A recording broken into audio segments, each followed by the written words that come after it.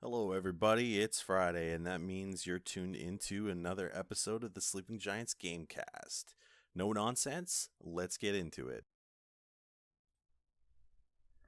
Hello and good Friday, everyone. You're listening to the Sleeping Giants Gamecast.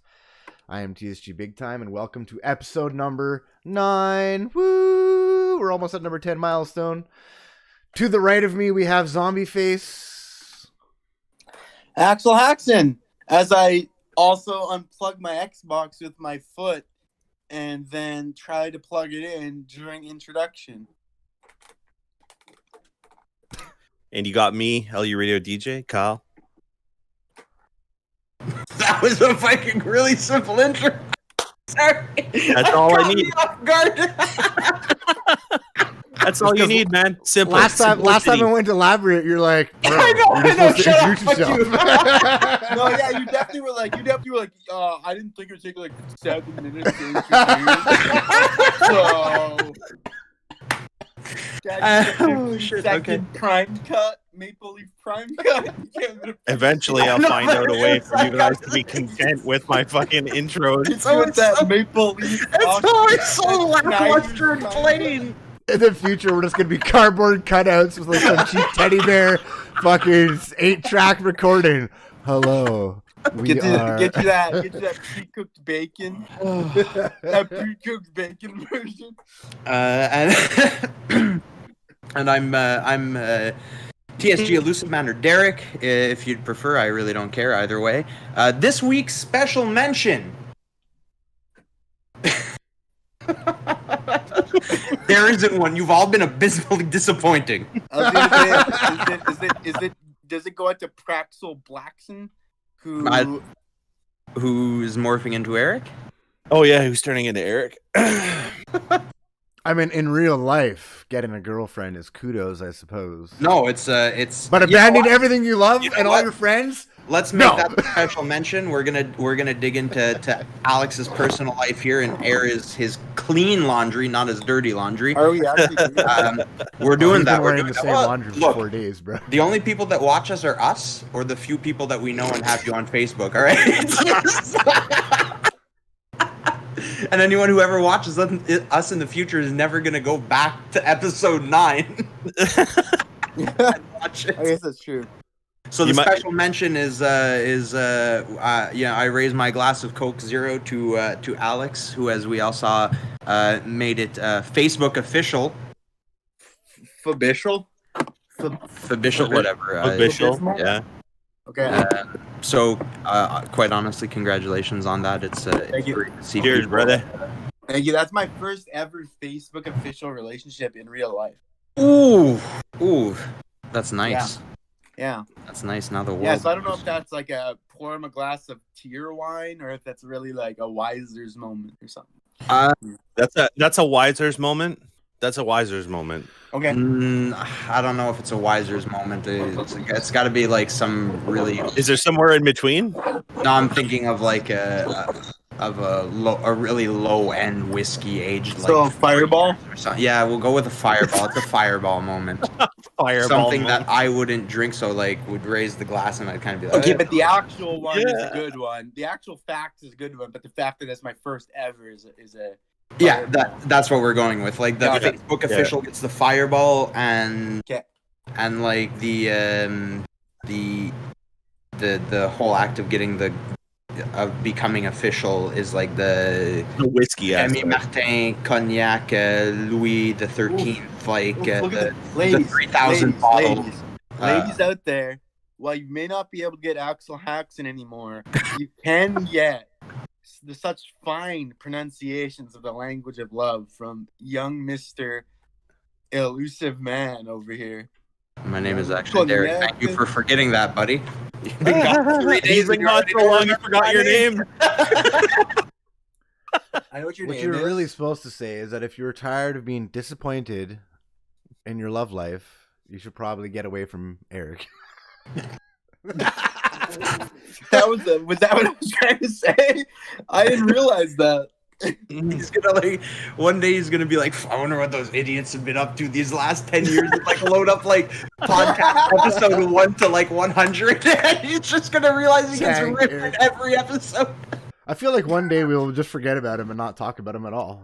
No, literally, I don't know. This podcast He's is gonna too be good to forget about in that sense. We should probably just call this the Sleeping Eriks. Fuck the Giants. Maybe one day he'll wake up and start gaming again. That's actually what the logo came from, you know?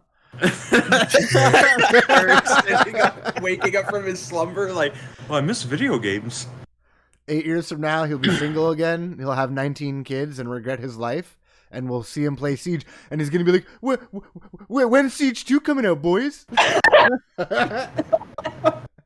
Why'd you all buy the new console? Like, we'd be on what, fucking Xbox Series X1X series by then. The OG Series X1X 1000 Series original X. How many times are you going to throw original? Okay, anyways. Who's starting with something here? Look, I wanna just jump in there and say, Sean, I saw that you'd been streaming stuff under Game Pass Game Days, trying out new games and shit. Yes, sir. How are you liking the idea behind a segment like that? Like, are you enjoying it?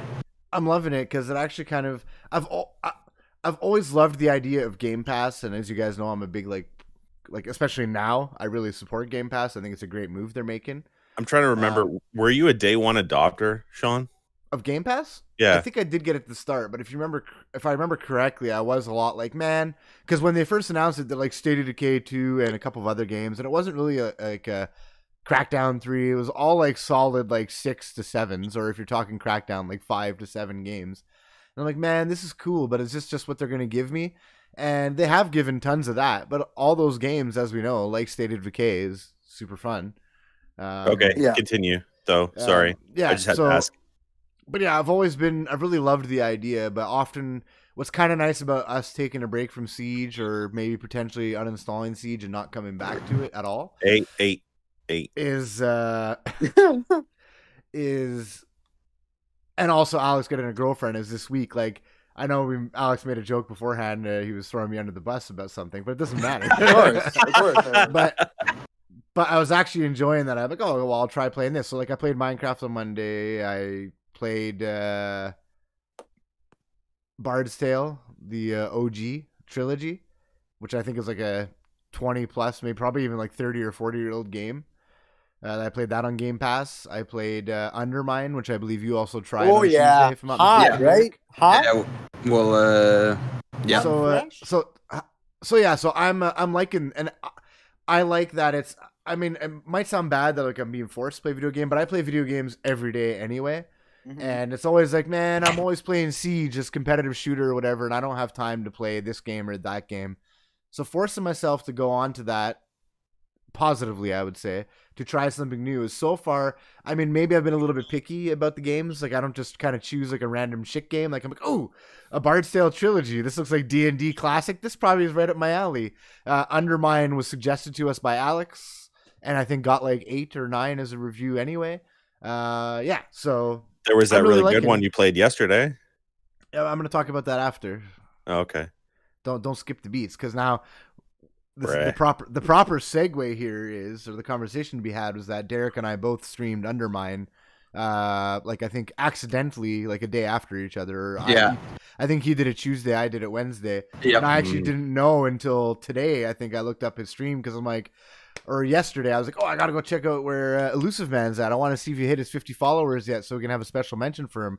And I think if I saw correctly, you're at 47 or 48, so you're not quite there. Still at 47. Yeah. The average viewership has gone up. Like, I'm at 2.6 steady now, soon to hit that 3, which is awesome. I'm noticing that more and more that it's just the follows. But again, I saw this on Twitter today too. I apologize for like this odd offshoot. But as someone said, it's a marathon, not a sprint, right? And that's extremely true. Is I'd rather spend 3 8-hour streams talking to one person and have them come back later than talk to 6 people in one stream and then have none of them show up, right? Like, like come back. Like, I'd rather like we said, that the community. I'd rather have interesting Community. people to talk to over and over again. Agreed. I agreed, and that's what I'm trying to work on that. And I would say I don't know. My numbers lately have not really increased much as far as viewership goes, or the other way around. And even then, some of my regulars seem to have vanished. But it's okay. It's Derek stole them. But No, I know some of them I don't even see. Like people like Sloth, for example. I only see when I'm playing a 4X game. yeah, You know, and like, that's but when I normal, right? play Yeah, it, people yeah. come. there, like I could take a week and a half and not play Age of Wonders, and then when I load it up and I stream it, boom, he shows up. Yeah. I mean, that's part of that's part of like not staying to a niche, so to speak, right? Like, Yeah, exactly. Because we like to play other games too. So anyway, yeah, Tuesday Derek streamed on his tryout Tuesdays, I believe it's called. He played Undermine, which I didn't know until yesterday, and I played Undermine on Wednesday. So I'm curious, how did you feel about that game? I think it's absolutely fucking fantastic. It is, right? I think it's absolutely amazing. It is actually fucking godly. Sorry, go ahead. It's just so entertaining, so interesting. Yeah. It's got like the right level of difficulty where I've got my tunic upgraded to like 280 health, I think, or 300 at this point. And like I go in there and I'm like, yeah, I'm gonna wreck everyone, and then before I know it, I'm down to like 20 health, and I'm like, oh, what the fuck happened? How did this happen? What the fuck? Like it's visually, it's appealing. Yeah. The gameplay is appealing. It's enjoyable. The upgrading system is super straightforward. It has the dungeon aspect to it, the boss fight aspect to it. If I'm if I was sorry to interrupt, Alex. That's okay. If I was getting it correctly, if you die, it is procedurally generated, right? Because you can't. It doesn't seem like you can go back and get your loot. It's like a different dungeon each time when you go. Yeah, Yeah. it is. It's a different format, which ultimately leads you to the same boss and the same like dungeon after, but it's all procedurally generated, just like the character you get, right? Like a brand new peasant drops in, and it's like, oh well, you have to pick up the mantle of the quest. Yeah. But as it's explained, the canary retrieves your gear, so that's why you get you keep the upgrades and some of the money. Yeah, the canary kind of returns all this to you, except for the artifacts. Sorry, I have a hair in my mouth. May I just jump in too, if that's okay? Yeah. So did anybody beat the first boss, the rock guy? I have not made it very far. I made it like to like the third or fourth like dungeon below.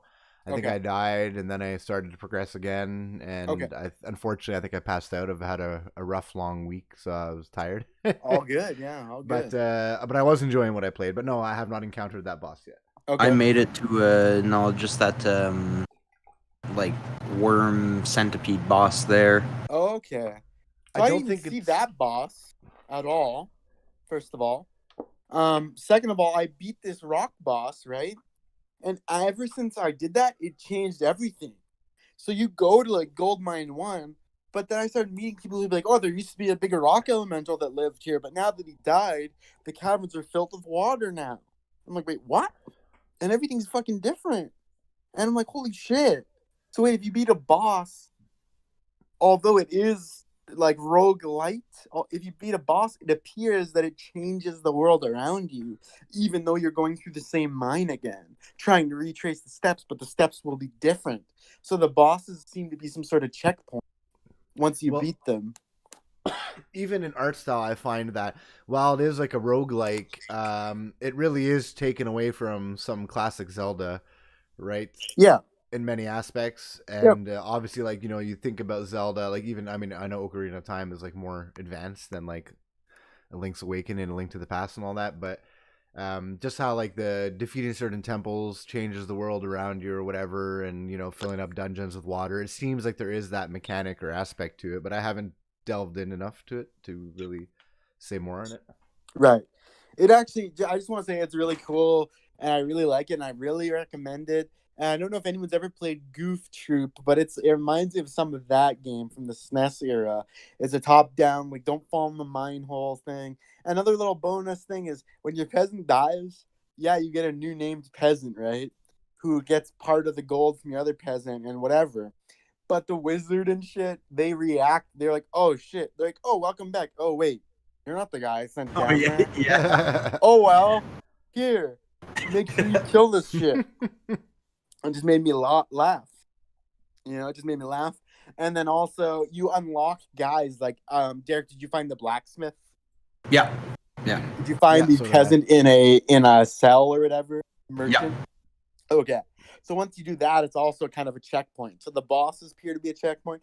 The only thing I haven't done though is buy a magic item replica, like get him to make one, and then wear it. Because once you wear it, you add it to your spawn pool down in the mines, but you can lose it when you die, right? So I haven't done that. It's well, it seems like there's like a whole kind of like not like a town aspect, but there is like in that main area. There's the blacksmith and several Exactly what it shopkeepers and is. stuff. That's exactly kind of what it You is. can Yeah, build. it's a town. I Town. don't know if you guys had this or not too, but this brought me back to like some classic RPG days. Is I'm pretty sure I picked up a cursed item that like I couldn't remove from my body. Did you guys really? have anything like that? Yeah. So I had just a sec. I gotta sneeze. God damn. All right. Apologies. I had someone watching who was like, I came across a purple chest and I was like, what the fuck is this? Like, I couldn't get to it at the time because I didn't have bombs. He's like, oh yeah, if you can open those by blowing them up. He's like, but it curses you. So I was like, oh shit, okay, well maybe I don't want to do that. And then I went into a room that had an artifact, and usually they have those like 4 flames around it. I remembered that I blew one up accidentally. So I saw 3 regular flames, and then one of them was purple, or the pinkish whatever, and I didn't make the connection. So I blew it up, and there was a weapon upgrade and something else in it. I can't remember what it was, but I picked those up not even thinking, and then I started running around, and I was taking like damage when I would do something. I was like, what the hell is going on? And then I realized in the top left corner of my screen there was a new icon. I was like, oh fuck, a purple flame. I was like, I must have gotten cursed when I blew it up. Yeah. So it's like a trade-off. Like you can blow these things up and get weapon upgrades, but you're gonna get these curses, and God knows what those curses will do to you while you're playing. So interesting mechanic. Yeah, I seem to remember that the chest wasn't like just purple in color. I seem to like I can't remember how to explain it, but it had like some pinkish with like gold trim or something. But it also had like a design on it, like where the lock would be. It was I don't know if it was a skull or like it looked like monster teeth, almost like a mimic chest or something. But it definitely looked like other than its color, it looked like a not normal chest. But yeah, overall the game seems really cool. I tried it out. I do plan, like I was telling Alex earlier, it's on my list of games I want to go and play again for sure. Oh yeah, I'm gonna go back to Undermine just because it was again it was a lot like Carrion in that sense. Like I tried it out, I really enjoyed it. And I'm like, okay, like this is on my to beat list, like or to keep playing list, right? Whereas something like when I talked about Neon Abyss, like I had said I wanted to go back and give it another chance to see if it could get its hooks in me, but I haven't even gone back to it yet, right? So Undermine did that really well, and then I can't help but wonder maybe it was just the differences in styles of the game, like Neon Abyss 2D side scroller shooting versus Undermine, like you said, the roguelike like RPG elements to it. Undermine has more of the appeal to bring me back to it. Right. And Derek, like you said too, if I may, when you upgrade like your boots or your gold bag, so you upgrade your boots, your gold bag, whatever, it's improving stats. So the upgrade in the gold bag improves the amount of gold you keep on death, kind of thing, right? Yeah. Because Canary grabs it. Now, so that stuff that stuff's permanent, right? So that's where it feels more rewarding, right? Yeah. Yeah, that's how I feel anyway. It feels more rewarding in that sense. Yeah, the upgrading something matters. And there was the section where you could upgrade the bomb to blow up different materials. Yeah. It was 2,000 gold, so you kind of sit there and you say, okay, well, I can either use this 1,500 that I have now to upgrade, say, my pickaxe, or I can take the chance, go in there, and see if I can collect enough gold to walk out of there with 2,000 gold to go purchase the bomb, like the bomb upgrade. So again, that was another like it's a bit of that management where you're like, well, I could either buy these 2 cheaper upgrades or take the chance, go in and walk out of there with the ability to upgrade, say, my gold sack even further. Right, exactly. But okay, so can you leave mid-run?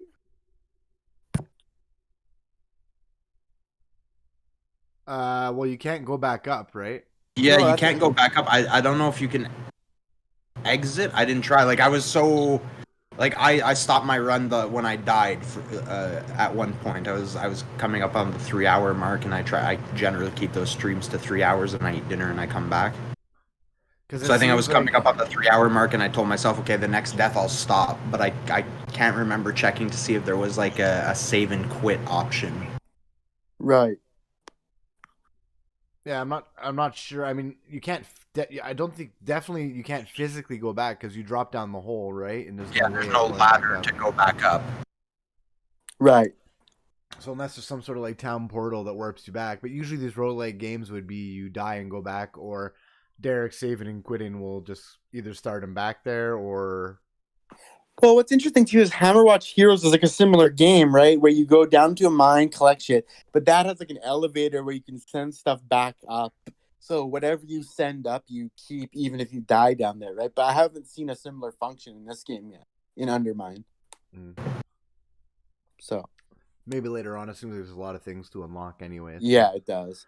Can I also just add, how funny is it that every single time, gold is dropped, the fucking slimes come try to steal it. Oh yes, the pilfers. I fucking hate those little And they don't even bastards. fight you. They just They just jump in, like try to grab it, and you're like, no, fuck, that's my gold. Don't touch it. There's an achievement for thwarting them. Yeah. I think it's 100 of them. Yeah, it seems like a cool game. I also tried, like I said, on my first day, I tried the Bard's Tale trilogy. Yeah, right. Which is Bard's Tale 1, 2, and 3, or like episodes 1, 2, and 3. And it's like originally I think it was a PC game, but it's like one of those classic PC games where half of your screen is basically like text, and the other half of your screen is like it's like a box. And it's one of those classic RPGs where you move like you're on a board. Grid, you move right? forward Yeah, on a grid, yeah.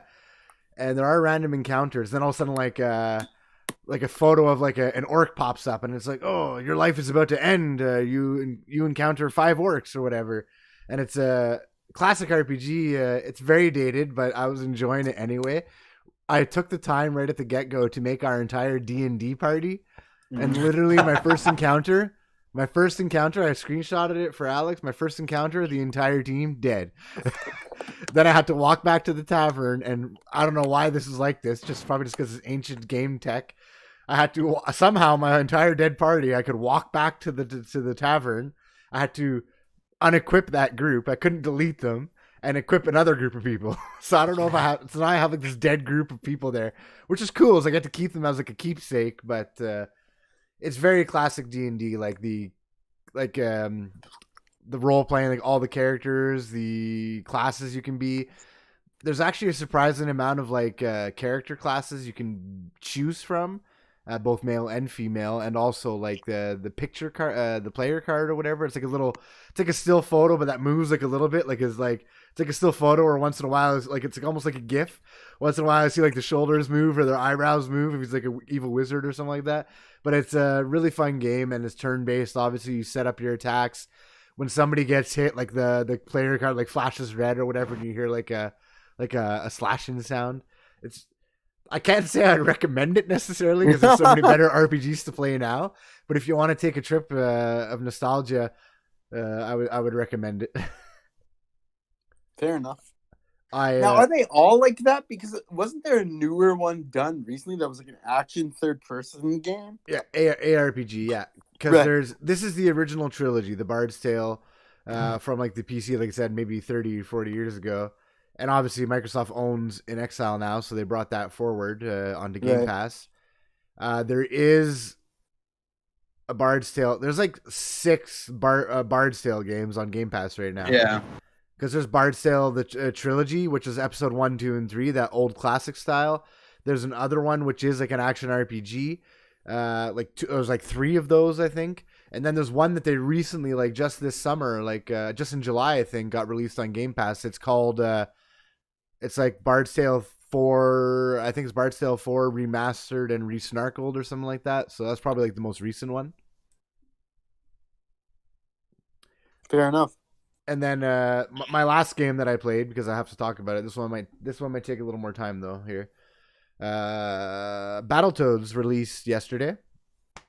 Or not yesterday, the day before yesterday, sorry. It's being reviewed pretty well. Got an 8 out of 10 on IGN, for example.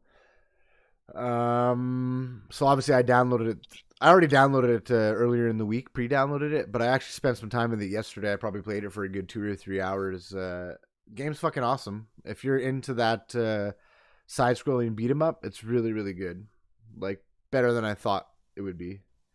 It's the art style, while it's not my favorite, plays really well to the game, like the style they're going for. It's just that it's not like, I guess everyone who wanted Battletoads kind of wants like that classic experience. Like they want to remember. Like I remember Battletoads being kind of like gritty more so, right? Yeah. It was. It suits Battletoads though. The new. Well, it does suit it, and I wasn't sure about it at first, and I'm still saying it's not my favorite, but it is well done. Like I can't go against like what their artistic design is. It doesn't look bad. It's just not like what my vision of Battletoads would have been. Fair. But it plays really well to the narrative. This game currently is comedic gold. Like every moment of, because it's really interesting how they play on the different, like this is many games in one almost too, because in between your standard beat 'em up levels, they have like long cutscenes almost that are like, because in the game when you're moving like in the world, when you stop and talk, you hear your guy talk and it's like a speech bubble, like a comic book, right? But then they have like actual cutscenes, which is like that same animation but in movement, and it's honestly comedic gold. Like just to set up the story, like you start off at playing the first level, and you're like, oh, this is awesome, and you have, it's been 26 years since you defeated the evil, I forgot what her name is, but the evil queen or whatever, and you guys were superheroes like of the galaxy or whatever, and you guys still think that, and then you're playing this thing, and I didn't know this was going on, and all of a sudden you hear like on the screen or whatever, like you guys, all right guys, and now we have superpowers, we can fly, and you're like, what the fuck's going on? You're like, what is this garbage? And like they all put their hands up like in a superhero pose, and they start making it look like they're going up, and all of a sudden in the top of the screen a little hatch opens up, and it's like this alien construction worker, and it's like, who's down there? Do you guys need some help?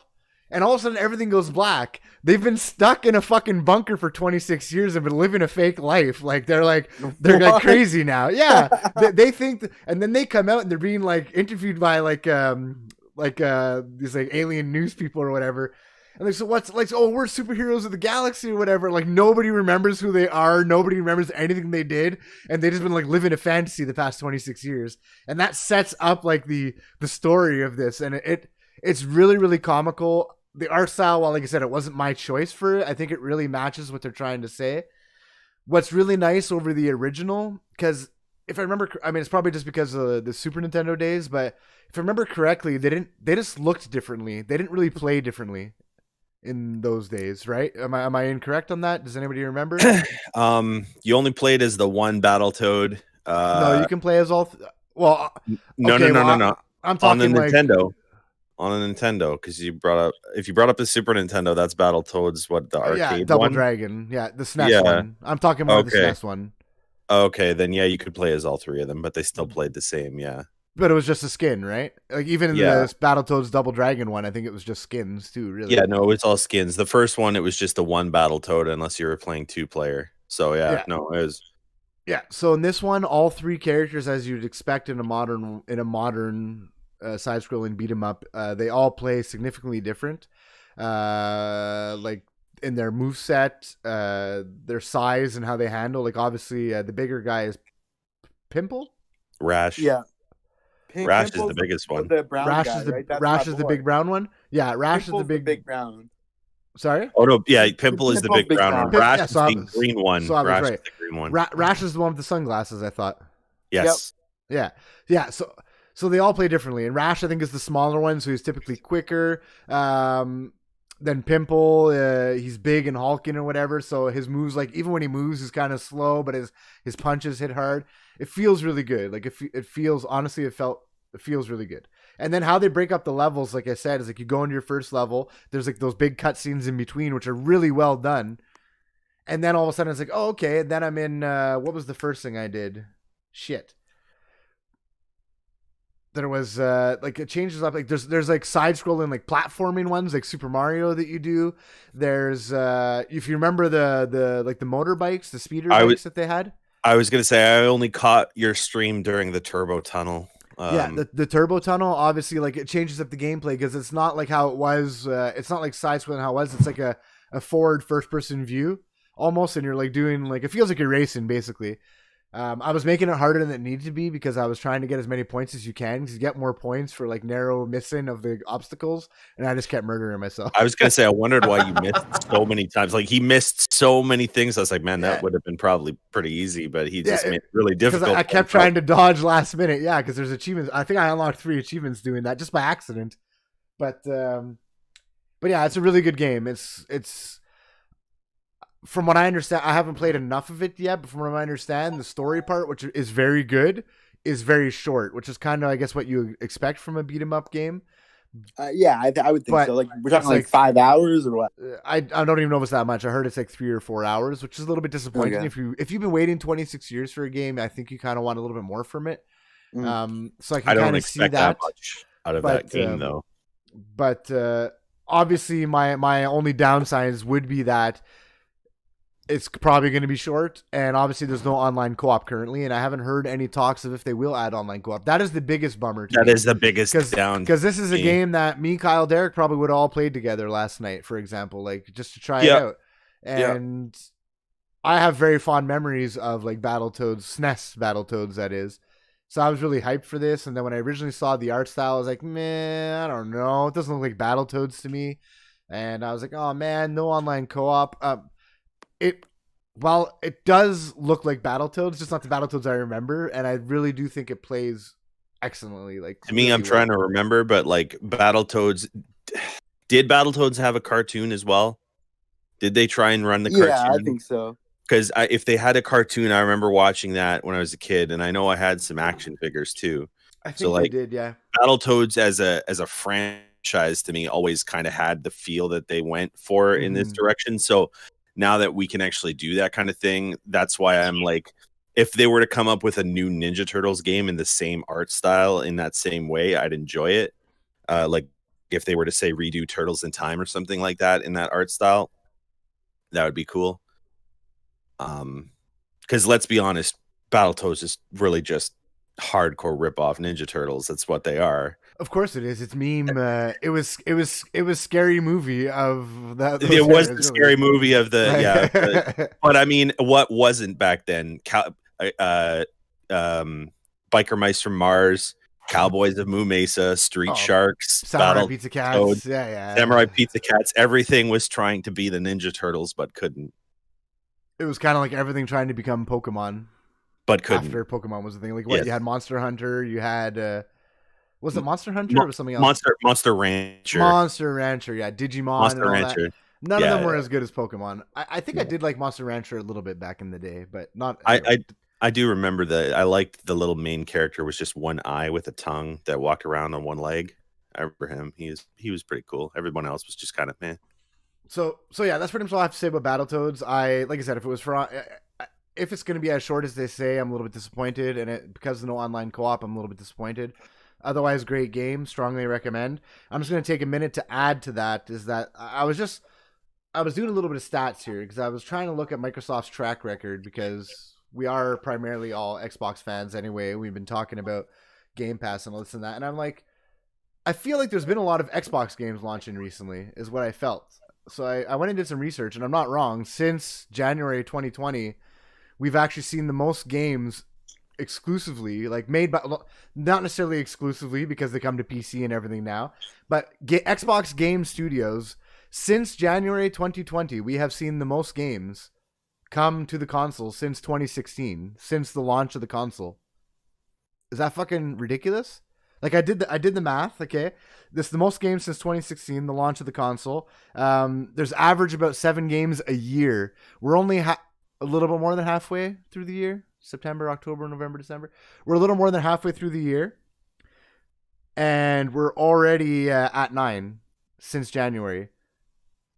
And in those nine, okay, you can remove if you want, you can remove what's the fuck's it called?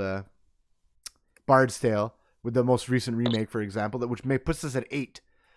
A lot of these games were received very well. Like you have Ori. I thought I took down a list here, but all the games are like an average of about 87 on Metacritic, and that counts Flight Simulator 2, which is a 10. Is that Microsoft's first 10 ever? Recently. It's their first 10 recently. I wouldn't say ever, but recently. I can't remember them ever having a 10 personally. It might have happened. I just cannot remember that moment. With them getting a 10 for a game? Yeah. I'm pretty sure that there's been Halos over the years that they've gotten a 10 on. Halo has never got 10, unfortunately. It's been very close. Halo Combat Evolved didn't get a 10? No, I don't think so. It was very damn close, but I don't think it did. Don't forget, Halo Combat Evolved didn't have Xbox Live at the time, right? So like it was more of a local multiplayer thing. It became much bigger as it went. Like I don't think at its initial launch it was as big as it grew into, kind of thing. It was huge at launch too, but it grew into something much more. Like Halo 2, I think sales and like just critically reviewed way better than Halo 1 did. So just to list them off, since January 2020. You still there, Alex, by the way? You're very silent. I'm here. I'm just listening, yeah. Yeah, so since January 2020, we have Wasteland Remastered. Okay, it's a remastered, but that's still in exile. This is Xbox Game Studios coming forward for us as fans who have been complaining about having games forever. Ori and the Will of the Wisps. Have you played it yet, Derek? No, not yet. It's still on the list. Fucking loser. Okay, next. Bleeding Edge, which unfortunately was received kind of mixed, but what did it get? A 7? It was so good. Six Edge, and a half, 7, yeah. 6.5, 7. Bleeding Edge was a really good game, and I would still go back and play it, and hopefully they'll keep building on it. Obviously, how much they continue to support it will depend on how long it lasts for. I'm sure that game still has a cult following now, but the whole idea of a cult following is that it's a small group of people, right? Right. Who love the game. But it was a really good game, and it had a lot of promise. I'm happy they brought that to me. We played it for a solid. We played it for a solid couple weeks, I'd say. I think a little bit longer than that. It must have been like a couple months, maybe. We played it like fairly often, but either way, it was a great game, and we didn't pay anything for it. And had we had to pay like $20 for it, I'm sure we all would have been happy with the time we spent on it. Gears Tactics, which is supposed to be a launch title for the Series X, by the way. I hope so, because I have not built a computer yet, and I don't want to do that just for Gears Tactics. So. Well, I really want to play that game, so best come to Xbox. It was also reviewed very well. Minecraft Dungeons, that's the Minecraft Dungeons, which was great. Fantastic game. I mean, I feel like at this point, Derek and I probably beat it like 5 or 6 times. Probably Derek more than me. I really liked the game. We haven't done the DLC yet. I'd like to do the DLC, yes. Oh, you have? Yeah, I think the new one's out now, too. The Ice one is out, too, now, isn't it? Oh, well, shit. I'm going to have to check, because if it is, I'm jumping on that. I think it is, or it's coming out very, very soon. But that was a great game. Honestly, as somebody who's a fan of Minecraft, I've said it a million times, I wish that there was like more Minecraft to it, unfortunately. I do wish it was a little bit of a deeper experience, but it was a fantastic game. It reviewed very well. Lots of people love it. I would go back and play it anytime. It's a very easy jump in and play game, a chill game. Like, not everyone, like, I love Diablo, but not everyone wants to hop into Diablo and do that. You know what I mean? Like, especially with Diablo 4 on the horizon, right? No matter how far on the horizon, it becomes the point of, do you really want to jump into Diablo 3 and burn yourself out prior to Diablo 4's release? But yeah, Dungeons doesn't do that. It's like you say, it's chill, you know? People can play that game and they can fall asleep in it and run into walls. I don't know who would do that. Jesus, I wonder. Probably Erik, since the logo's designed after him. I'm waiting for somebody to make that joke about my thing. Oh, is your thing a thing? Because I haven't had it happen yet. But I'm waiting for somebody. I'm waiting for somebody to be like, "Is your logo like based because you fall asleep on stream, or is it because you guys are fucking boring?" And neither has happened yet. For what it's worth, on Mixer I was bad just because I wasn't taking it very seriously. I was like, man, this is going nowhere. Now I'm really trying. It's happened once or twice where I doze off, but it's not the end of the world, okay? People, hey man, there's chicks who are doing live sleep streams and they making millions off Twitch. So why can't I do it, huh? Yeah, but why the hell can't I do it? They're cute and you're just ugly. Bro, I'm cute. Everyone, I am cute as fuck, okay? Like if you took a pile of shit and fucked it, that's how cute I am. God damn. But yeah, anyway, I so take it back. the other I game, take the it other back. The other game that I said we would remove was the Bard's Tale ARPG remastered and resnarkled. I said we wouldn't count that one, which brings it to 8. Grounded, which is right now receiving mixed reviews, but it's not because it's bad. I think this is fair. Like people are blasting IGN, for example. I think they gave it a 5, but that's like a review in progress. Because you're able to buy into this game right now, IGN and all these companies' job is they're reviewing a product you are paying for. And if you are paying for this product, they have to review it in the state it's in. And the game is obviously currently incomplete and not finished. Yeah. So obviously they're taking a lot of flack for that, but I think it's because people don't understand how it works. As I think we all talked about it a few episodes ago, Grounded was an amazing game. I'm excited to see. I'm excited. Have we at all played it again? No, eh? Did you guys play? No, with but somebody else? there was so little to do, right? That tiny, literally, what, like 30 minutes of actual story and campaign. Yeah, it's and like I don't then want to wear myself out on it before. Yeah, I'm not gonna run around and build yeah. the same grass hut 30 times and die to a giant fucking spiders when all I have is basically a toothpick as a weapon, right? Like I played it, we tried it, we enjoyed it, and I know it's something that when the full game is released and it's done and it's there in front of me, it's something that I will jump into gladly and put hours into. But like you say, like, what's the point now? Like, I'm not gonna burn myself out playing it again. Microsoft Flight Simulator, which got a 10, which is also coming apparently to Series X. I don't know how that'll ever happen, but because that game on max settings is struggling apparently. Like even though it's a 10, it's like 4-minute load times on like max PC settings. It is apparently huge loading times and occasionally crashes, and they still give it 10 because it's that awesome apparently. One thing I do want to say just quickly about Microsoft Flight Simulator, because you brought it up. Light Simulator, eh? Yeah, Flight Simulator, is that it has found a way to circumvent Steam refund policies. I don't know if you heard about this. Yeah. So you know how Steam, if you played less than 2 hours, you can refund it if you don't like it. Mm-hmm. The initial Steam install for Flight Simulator is 500 megabytes. So you install that, and then you have to open the game. And as long as the game is open, that's when it starts ticking your 2 hours. And it takes about 9 hours if you have a hardcore PC to install that game. Yeah. So there's literally no way, like, but the guys who reviewed it also said there's no way that you're not going to like this if you plan to buy it. So there's no real reason that you'd need to return it. But if you ever chose to, you wouldn't be able to. Yeah, a lot of people are saying like the fun part about it is that obviously if you want to like learn how to fly a plane, like it literally is a flight simulator. Like if there's obviously going to be mouse and keyboard support on the Xbox too when it does come to us.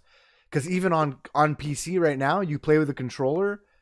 There's different ways you can play it, but you have to play with a controller and the keyboard at the same time.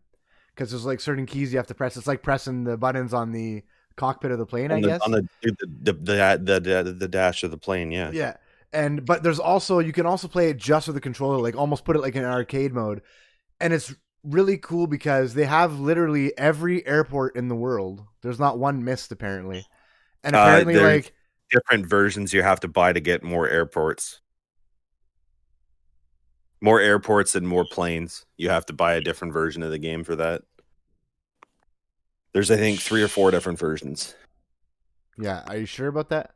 I am. I didn't hear anything about that when I read. But what's the price difference? Is that like a difference between $20 and like $80, or are they going to charge you like $400? What's the it's Flight Simulator? What's Simulator. It's called Microsoft Flight Simulator. Came out in 2020 this week. But there is like an arcade mode or whatever, and it's really cool because like you can basically, if you want to come visit me in Montreal, you can fly over my house. Apparently it doesn't necessarily look. They say that the only part is that when you get closer to the ground is where the game kind of loses its illusion, so to speak. I guess because how it works. I was also reading too, like it takes like I think it's 800 terabytes or something of data that it streams, or some ridiculous number, like numbers you couldn't even ever conceive of filling in your Okay, lifetime. I just want to backtrack on this whole refund policy. I literally just looked it up, and everything I've seen so far is that Valve has promised Steam users that the time it takes to download Microsoft Flight Simulator will not prevent them from claiming a refund. Interesting. Okay, That's so that's a literally new. on like 3 sources. Okay, so that's a new Off thing 3 then. sources. But it also was Posted an 2 days issue that ago. had to be posted about, right? Yeah. Yeah.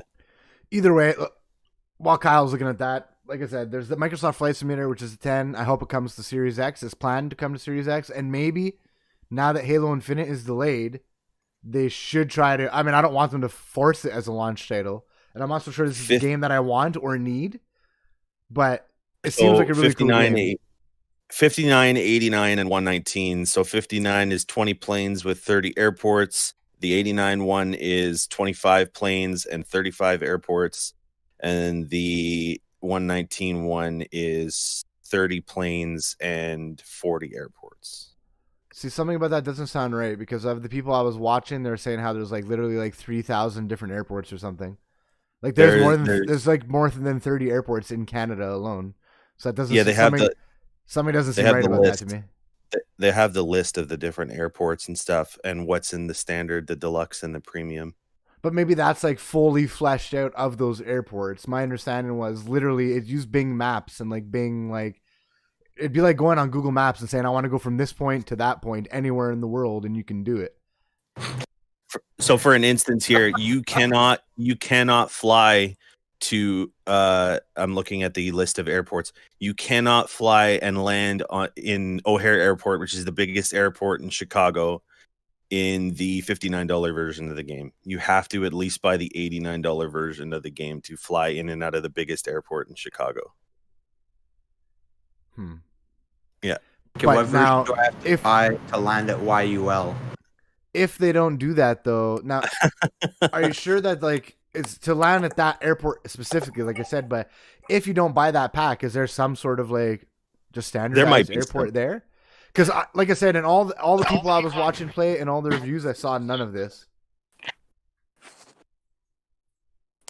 Yeah, I'm just checking at the lists of different things. I'm sure there might be some generic airports you can land at in Chicago, but like to actually land at. Okay. Well, either way, Microsoft Flight Simulator, then Battletoads. Battletoads makes 8 games, and obviously coming out also this month we have episode 1 of Tell Me Why. So that's like a lot of games. Like we have to give kudos to Microsoft as of late. None of them are like AAA titles, fair, but these are all great games. Like these are all great games.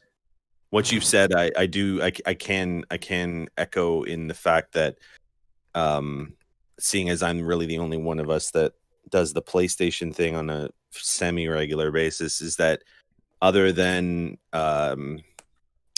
Persona 5 Royal, Ghost of Tsushima, Last of Us 2, Final Fantasy 7, and maybe a few JRPGs that I might be missing off the top of my head, there haven't really been too many Sony specific titles that have come out since January.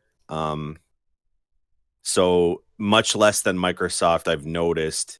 But a lot of the stuff that hasn't, you're definitely right. It's either it's either those, or you're getting some kind of like you're lucky if you see something maybe overseas, but it's definitely not built just for PlayStation, for instance. I'm excited for Wasteland 3. Are you? Yeah, which is also coming out the end of August. That's August 28th. End of August, so. yeah. That's it for me. Bye. That's it for the podcast. Okay. I talked forever. Sorry, boys. I mean, we all talked, but if I may throw a couple of heaters quick, because I haven't really played a couple of heaters. Avengers Beta is open now, and you can download it on your Xbox and try it for this weekend and see what is up with that game. So I'm gonna do that. Oh shit! Is it only the weekend? I think I'm gonna do that too. Is it only the weekend? It's a limited time open beta, so I actually don't know. Because I work this weekend. I mean, I might be able to do something Sunday night, but otherwise I don't have much time with it. Maybe it's just me, but the game doesn't look that great though. Like it looks fun and cool, but it also doesn't look that great at the same time. Yeah, so. like I was more excited about than you. Like I had it on my buy list, but we'll see. I'm happy to take a look at free it. beta. So. We should give it a try. Yeah. Yeah. Another heater is the game we talked about, Sean, that hit Game Pass 2 called what's it called? You know which one? That's like a management game. Spiritfarer, yeah. Yeah, so you're like the way I understand it is this like a side-scrolling ship game where you're trying to ferry people to hell, basically, like River Styx kind of thing. Yeah, you're ferrying spirits, yeah. Yeah, and apparently it's awesome, like must play, and it's on Game Pass for free. So I've installed that. Whoa, okay, wait, what's the name of this game here? Because I'm gonna add it. Spiritfarer. It was just added to. Yeah. It was just added to Game Pass. It scored, I think, a 9 on IGN. And the guy says it's a must play. You have to try. It is a management game. It looks like you can build and expand on your ship. I don't know anything more beyond that other than you are. It's very cute, artsy style. Yeah, I was gonna say, I'm very like I fall for the cute things, and I heard of a cute thing sleeping on the ship, and it was like, and like, aw, and I want to play it now. Maybe asleep. So, yeah, it looks interesting. Yeah, I haven't tried it, but it looks interesting. But I never tried Undermine either, and that was awesome. So I'm kind of excited, you know? Although they're completely different games, but I'm just saying, like, that's what Game Pass's vision is being enacted, like, over and over in beautiful ways, right? Yeah, look, so for example, I just want to throw this out here, like, because you're touching on that Game Pass again, right? And I love hitting this home. Right now in my trying out list, I have plus Spiritfarer. I have 11 games still. 11 games. Still to try out, and I have gone through 5 so far. I have five in the to finish category, and I still have, like I said, 11 in the trying out category. And of the games that you've tried, is there any ones that you said you're not going to go back to yet? Sorry, guys. I think didn't you say potentially that Neon Abyss one, maybe? No, he likes still Neon Abyss, I thought. Oh. What about Pedro? No, Pedro is another one that I'm gonna go back to. Like I said last week, like Pedro is another one that I'll go back to just because it was hella fun to play, but not like priority.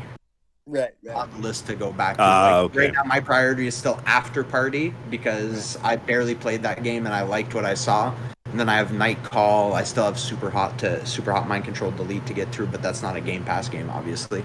But like right now, 2-4 out of 6 games in my to finish category, 5 of them are from Game Pass. Like holy shit. Yeah, and think about it. If you're a normal person and not a podcasting video gamer or an addict like me, 15 games is like a decent library for some people.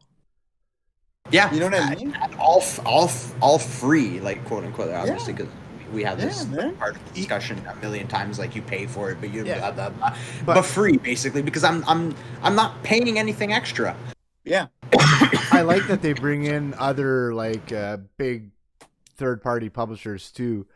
But even if they didn't, I think now with the catalog that Microsoft has and the future catalog that they're potentially going to have, it's really insane value, right? Because if you think about it, you can play all the Gears of War games, all the Halo games, all the Fable games, just that alone for whatever price you pay. Like those are games you can pay and play until the end of time if you like multiplayer shooters.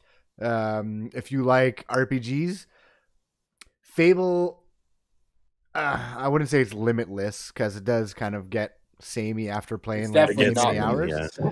But they're great games, and you can probably spend a good 200 hours completing all 3 of them if you really wanted to, if not longer. And that's not including like the Oris and the Battletoads and the Hellblades and we're not even including Forza Darksiders Genesis. Sorry to interrupt, but that's another game I want to play more on Game Pass with co-op. Oh yeah, I did download that to cool. play with you if you want. Yeah, for sure. I would love to. If I may, so like what I just want to say is Game Pass obviously is worth the subscription. Like it's a no-brainer. Like it is insanely worth it. I honestly find myself almost never buying games anymore. That's the way to be. Don't be me. And it's rare that it has to be like excuse me. It has to be like the rare Slam instance dunk? of a brand new like slam dunk multiplayer game that all my friends are gonna play kind of thing. Okay, fair You know enough. what I mean? Yeah. Like, or like a really like obviously like if a Dark Souls 4 gets announced, I'm buying that shit day one. Kingdoms of Amalur, I'm gonna buy that shit. Well, it's already bought actually. So I was gonna say, yeah, we both bought that. It's already Yeah, bought I and it's sold. Thanks for the follow, bruh. But it is. There's so many good games on there, and Microsoft is really doing a good job on getting games on there. I do wish sometimes. I understand this is where they're going with like the whole future of gaming, but I do wish that maybe like how much money did they spend on Devil May Cry 5, for example? Oh, it's like gone already. Oh, are you That was talking like about how 200 long it mil? stayed there? well, it was there for a long time. It was there for over a year. Yeah, but it's gone. Yeah. Now for what it's It is worth. gone now, yeah, but it might come back one day too. Like this is just things. This is like Netflix. Things come in, things go out, things come back, whatever. Yeah. You had Yeah, your that's chance true. to play it, so to speak. But Microsoft Probably spent how when many it's- millions of dollars on that? Maybe those millions of dollars could have been spent on hiring somebody Making who a gives a new shit game? about making Halo and pay him Or enough so that somebody to make it doesn't get delayed. Scalebound actually good. or that, yeah. Oh, speaking of one last mention, I mean, I'll probably talk tons because I always talk, but there is a game that just also got reviewed that I've been keeping. It's on my radar that I really want to try. It's called Mortal Shell. Has anybody Wait, seen is it anything out on now? this? It got reviewed, so it's got to be out. D-Souls? Isn't it D-Souls kind of? Souls like. Yeah. Souls like. Yes, Mortal Shell I don't know. is. I really like the concept of this game, and it looks really cool. Apparently, it's short though. Apparently, this also is like a 6 or 10 hour game, which kind of bums me out because Dark Souls is usually a little bit longer than that, and apparently, it's not quite as hard as Souls games. Oh, I'm buying. But Just kidding. It's very similar, but you play as like you start the game as like a husk. You're like not a husk. You're like an undead or like a spirit or something like that. I think you're a spirit. You're like a not a hollow like in Dark Souls, but you're like a spirit. And what you do is while you start as a spirit who can barely take any damage, like you got to dodge and play really stealthily and all that shit because you'll get wrecked.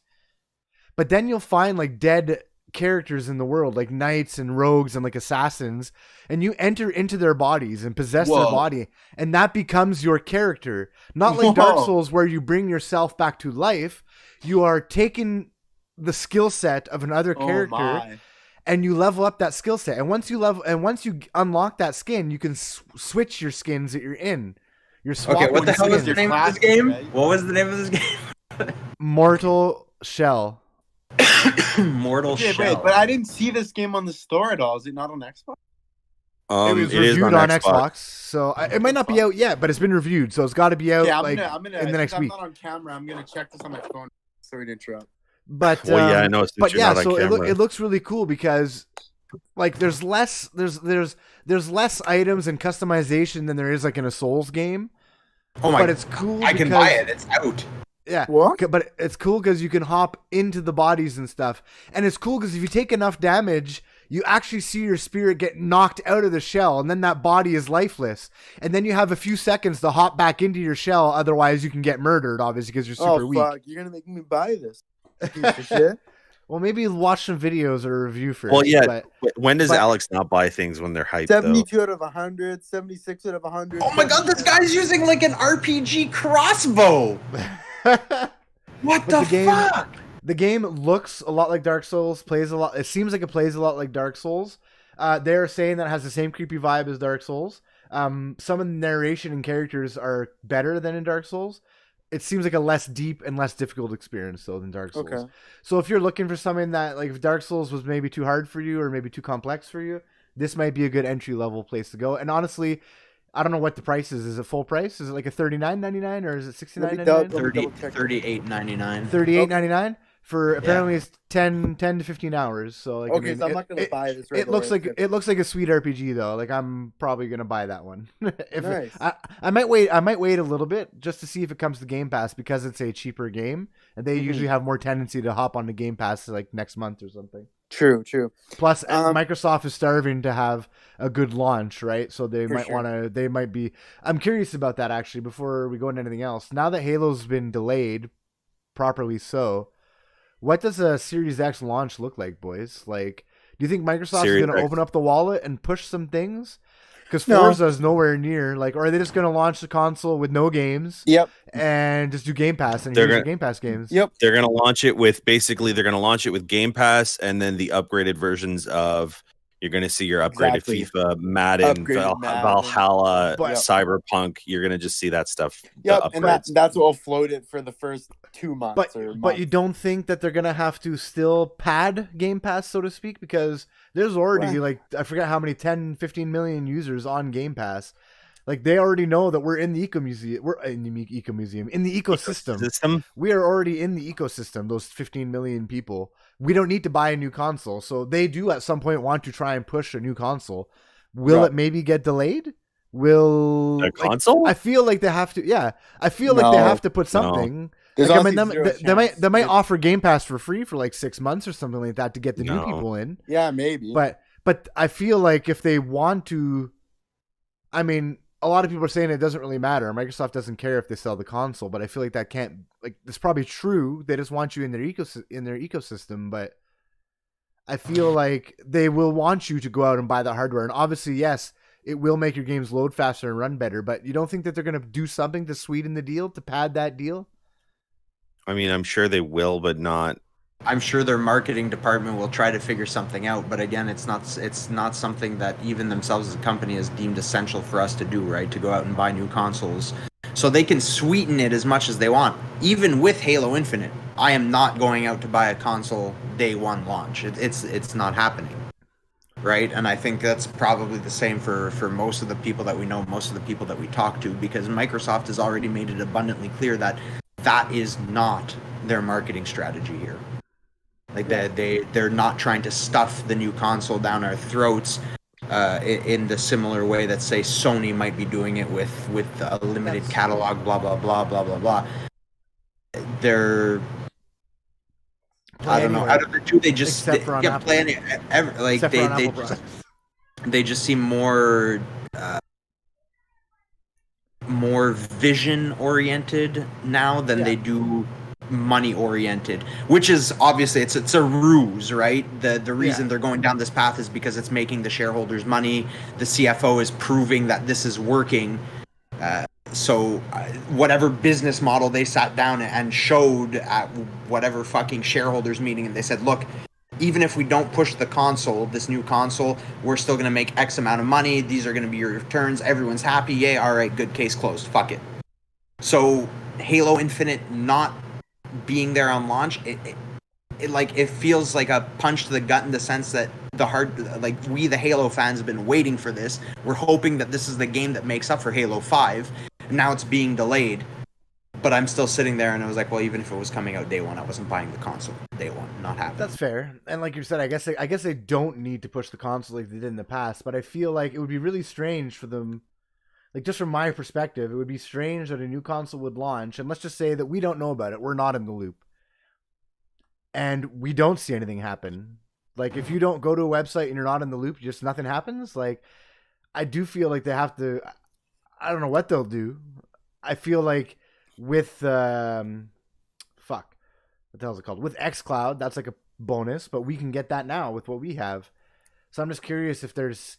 Like I said, already I'm happy to see their vision with games and stuff, that 2020, okay, we can have the argument, and I'm sure every Sony fanboy is like, well, they're all shitty $10 arcade games anyway, but there's a lot of really good games in there that they've released so far this year. And since the Xbox One has been around, so far 2020 has had the most Xbox Game Studios games, and the year's not even over. Like, that's great. So I'm just curious if they're... I hope that they put something to either sweeten, other than the fact that you're getting better hardware, that they're sweetening the deal somehow. Like, But- why do they want you in that ecosystem? But didn't you just justify right there? Like you said, there's a lot of good games I did, there. yes, but we're already Period. in the ecosystem. That's what I'm saying. Is We though, are, the, yeah. the launch of the console is going to come though. Upgrade on an ecosystem that's already like plentiful. Yes, well, it's been plentiful. We have the most games launched so far this year, but that's still like, I think since 2016 it's like 7 games a year from Xbox Game Studios, and a lot of them are trash, bro. Like, Yeah, so it's not like not everyone gives a rat fuck about Xbox Game Studios. That's true. I think the big thing too is the way that, if you're looking at it from their standpoint too, is they also but quite recently, right? The concept of Game Pass came out to PC. So God knows what type of influx of cash and ecosystem growth and customer growth came in from that, right? And I think now, obviously, I don't look at these numbers in depth, but if you look at, like, I've seen those graphs every so often of console sales and this and that. I don't think we're in that point anymore where we've said it in our views, the console war is dead. You know, it's just, it seems like the minority care about that now. If we're talking traditional console wars, PlayStation already won, because Microsoft isn't fighting that game. Like, they're fighting a different war, really, when you look at it that way. Like Sony is fighting a battle. Microsoft's like prepping to fucking nuke the world and win the war here. Like, they're like, okay, you guys can have your battles, take your battles. I'm gonna pull my troops back to the last line of defense, and then when you guys get here, I'm just gonna orbital laser cannon your ass and decimate your forces while you try to take my capital. If we're talking 4x turns here. Yeah, but that is where my little complaint or gripe comes in, though, is that yes, we have a lot of games, but like I said, none of them are AAA, and it's not that we need AAA games, but if you think about it, like I said, like, not everyone, Microsoft Flight Simulator is not for everyone. Ori is not for everyone. None of these games are for everyone, or even for some. And Battletoads, like, these are, like, for the most part, these are short experiences. So I still feel like you're right. They are fighting an entirely different battle, and technically exclusives are gone.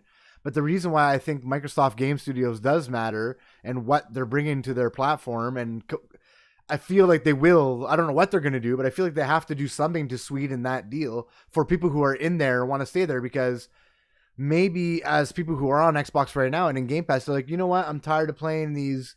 Like, Battletoads is great. I like it. I'm not saying, like, I like it, but that wouldn't sell me on a new console, which is fine. We're not in that market anymore. But then, like, Sony's like, oh, here's 6 great 10-on-10 exclusives coming out this year. That might interest you more. Like, it'll obviously be more expensive because you got to buy a new console to play them and pay $80 or more to do that. So I do feel that even though they're fighting a different war, they have to do something to battle that somehow, right? Like, well, yeah, because Sony's fighting and winning the old war, right? And a lot of people still believe in the old war, right? So Xbox's new war is not going to always win the same ground, because there's still people fighting trench battles, right? Which is like console wars, right? Yeah, but let's look at the psychology of people here, all right? People are creatures of habit. Do you know how many times I'm on Twitter in one of those feeds where Xbox Live goes down and there's, out of 10,000 tweets, 5,000 of them are people saying, well, I'm going to go switch to Sony now. How many of those 5,000 people do you actually think went out and bought a PS4? Fucking zero. Because as people, we are generally set in our ways. All right, people don't like change. Change is not something that human beings embrace. All right, psychologically, it's fact. It's proven. But humans don't like getting fisted in the ass either. So if they think one's a really good deal, well, like I said, I'm not trying to take anything away from my Xbox here or Microsoft. Like, I love Game Pass and I love my console. I think it'll just feel very strange if rumored to be November 7th, comes along, a new console launches. Let's pretend we know nothing about it. It will just go unfazed. Like, we won't know. Like, there won't be some sort of, like, boost to that, or like, oh, new on Game Pass. Like here's 10 new games that we didn't expect coming to Game Pass. Like I feel like they're gonna have to do that. There might not like, be maybe there may not like, be new games necessarily, but maybe they will strike a deal with like Ubisoft and Valhalla will be on Game Pass at launch. Like these are things that I'm wondering what, and that'll be great. It already exists on the other console earlier, so like if From- you're Does saying, it? Oh yeah, it From comes out that in October. standpoint, Yeah. yes, they have to do something. yeah, like they might be like, oh, for the first time ever, Avengers launches on Game Pass on Series X. I don't know. But I think But then to that's a bit of a back up- kick in the dick for everyone who bought it at launch, though. You know what I mean? So Like, this is where Game they got to Pass be is very always a careful. kick in the dick, though, for people that buy it long. Everything is a kick in the dick. That's true.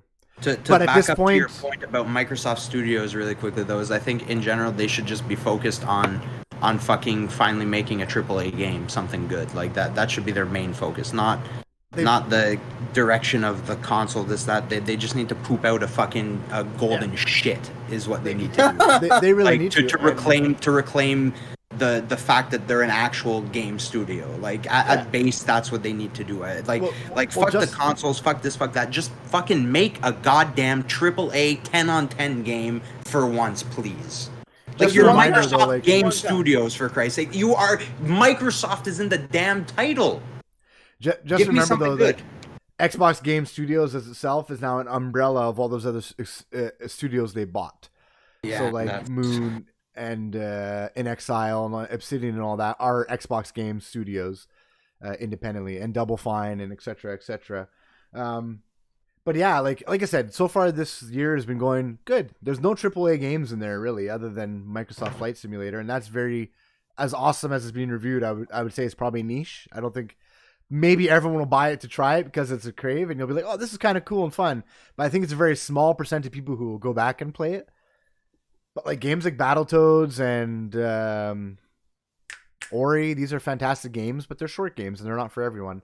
So yeah, I do think on paper, I'm really liking what they have come to the future, right? Like we saw a lot of great things at the show with the Disavowed? Avowed. Just Avowed, I think it was called, right? Yeah, the Avowed, Elder the new Scrolls Fable like- game, Forza, right? Just Forza Motorsport, which is usually a launch title. This is usually a launch title, but they've. I'm sorry, did you say Horza Motorboat? Because I'm in. I said, yeah. Okay, that's enough for me. Go ahead. Somebody else talk now. I just want to throw two more heaters out here, and that would be two other games I need to be checking out. Madden Trial is out today if you have EA access, and if you're a football head like me, that means you're playing new football. I heard NCAA is coming back, eh? Can we backtrack? What were the first two heaters you threw at us? First two heaters, one was the Spirit Fair. Oh yeah, okay. And one was Avengers Beta. Yeah. Mhm. Oh yeah. And the last heater I have is another game that dropped on the time that I was away from my Xbox, which I Your own nutsack? and will be checking out, is Peaky Blinders Mastermind. Oh fuck, I forgot And- about that. Peaky Blinders. It's gonna be Only terrible. Derek knows what Peaky Blinders is. I know what Peaky Blinders is. Oh, okay? only Derek and Sean know what Peaky Blinders is. Haircut. But this game looks to be like a tactical heist game, like top-down isometric kind of, where you're like trying to set up the perfect heist and you're like rewinding time to make sure all the pieces are in play at the right spots at the right time. So like when you knock this guy out with your other guy's hacking the safe right before the guard gets there, someone else is tripping him up. So you're kind of like working through all that as one concerto kind of thing. Oh, Derek And I'm dropped. looking forward to trying that. But I don't suppose any of you guys have tried that yet. No. You guys haven't played Peaky Blinders yet? I No. haven't. Do you know Okay, how I it haven't reviewed? either. Is it free to play on Game Pass? No, it's not free to play. It's not on Game Pass either. But How did it review? Do you know? no idea. Bro. Just But I 'cause haven't you're been at around computers or Yeah. Xboxes.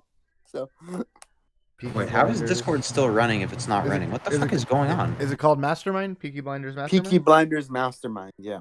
I'll be right back. Just a second. Yeah, Okay. it's cool.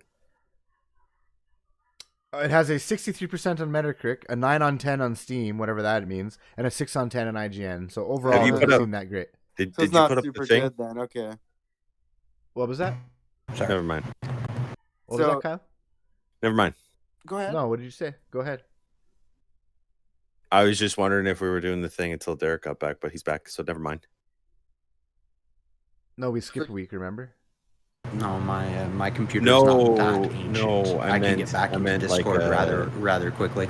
A be right back thing, but Derek was back right away, so never mind. Oh, we were talking. It's okay. There's no, Yeah. I don't always need to do it. People who come and see us twice a week now know that all we are is plagued with technical difficulties. So it's okay. That's it.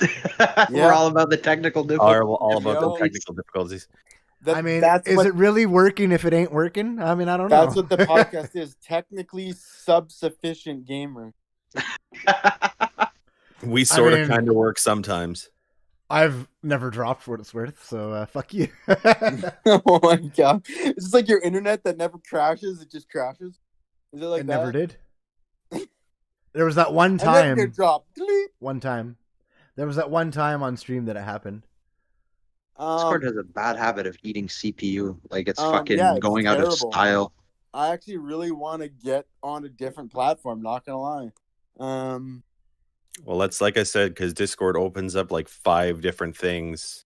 But they seem necessary. Like, well, they are executable. necessary. They are necessary. They You are can't necessary, can't but- fucking yeah. close anything. It's garbage. But we can try Zoom. I don't know if you guys want to install Zoom. I'll try doing Zoom. I don't feel like it'll run better, but it might. I already have mean, Zoom on my comp, so I'd be down.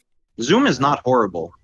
I No, Zoom is- it's basically the same is, thing. To be Zoom honest, is with you. pretty good. I was Like, using they're- that for the they're basically meetings the same back thing. when the Twice world what went to happened. shit. Yeah. One last thing. So I also did pick up Pathfinder on Xbox. So that's like your Baldur's Gate type of game, isometric wizard, sword and sorcery D&D, but it's the non D&D brand D&D. It's Pathfinder, like some guys that made D&D Oh, way back. yeah, in the okay. day. Yeah. That's why so it sounded familiar. So that's interesting because it runs on a different system than D&D, but it is essentially, like I said, the same. It's like half orcs, halflings, all that type of stuff, right? So I'd be interested to see how that plays on Xbox as well. So what I'm saying is there's a glut of so many games, and there's always gonna be, right? And so what I'm saying with these heaters is like, do we really expect some sort of sea change, which is to say, is Moses gonna part the seas when the Series X drops? Because look, there's 1,000,001 games already. Like, I'm sure having the enhanced versions of the games come free is in the mind of a launch enough to scrape by for a month. That's, I guess, what my thought would. But 'Cause there's gonna be a Pathfinder's lot of not on games- Game Pass though, right? What's So, that? Like, Sorry? like all the games you named except for one aren't on Game Pass though. Right, I know, but that doesn't mean they can't be, right? No, it Like, doesn't mean. naturally though. Yeah, before Series X launches.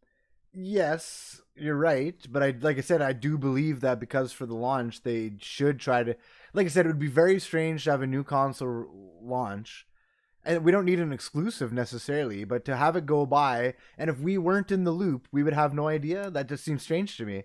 I feel like Yeah. there would have to be a big push for something. It could be Yeah. like you said, it could be enhanced versions. It could be bringing all these awesome games that we don't have on Game Pass right now to it, and that's fine too. But I'm just curious.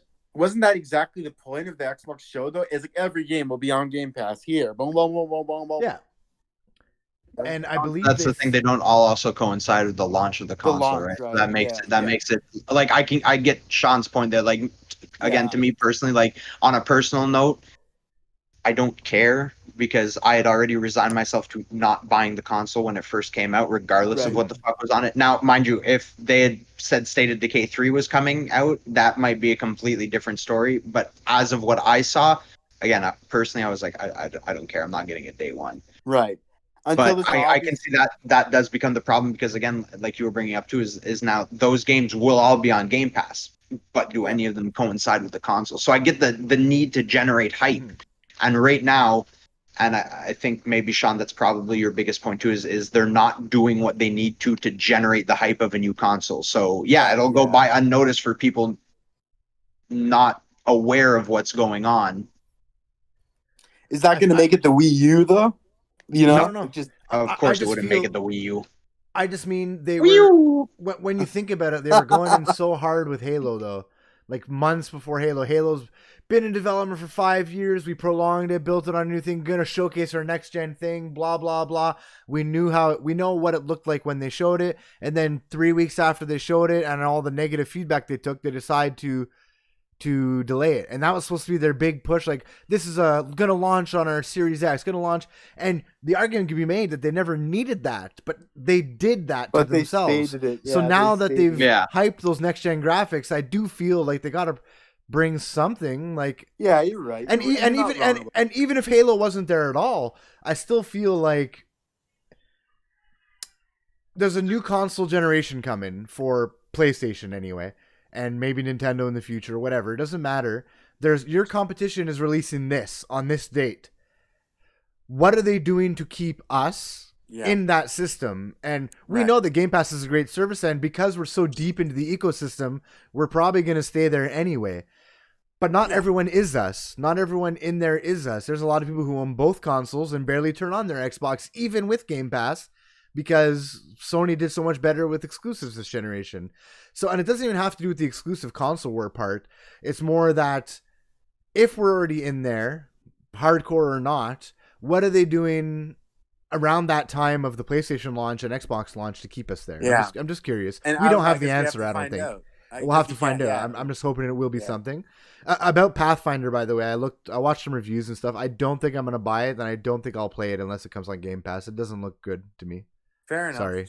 Fair enough. That's fine. It could be fine. good, like, but it just doesn't look launched good. terribly, right? That's the difference. And they made it better, but I don't know if you look at old ones or new ones. I looked at the just reviewed on the Xbox version. Oh, okay. Fair enough. And it's not a graphic thing. It just doesn't look fantastic. And the reviews aren't glowing either, right? I think when you talked about it, like it's between 6 and 7. It's like that's not a bad game. It's not a bad game. It's just that when I have like a Divinity 2, which is like a 9.5 sitting on my Xbox not being played, I'm not going to buy Pathfinder that won't be played and is a worse version of that. You know what I mean? Right.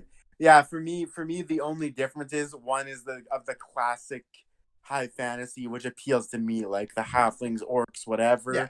That somewhat appeals Divinity to me too, but more so like lizard people and this and that. But in that argument, couldn't I then just go buy a Baldur's Gate 1 and 2 and get that experience? Yeah, of course, yeah, you 100% could. And that's what I'd probably rather do, is I think I can get both Baldur's Gate games for the same price, or maybe even cheaper. Less, actually.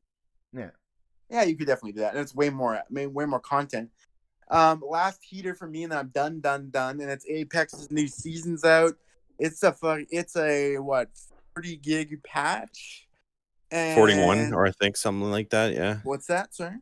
41, 40. Season Yeah. 41 6, gigs. right? There's season a 6. chick that blows bubblegum and looks super badass.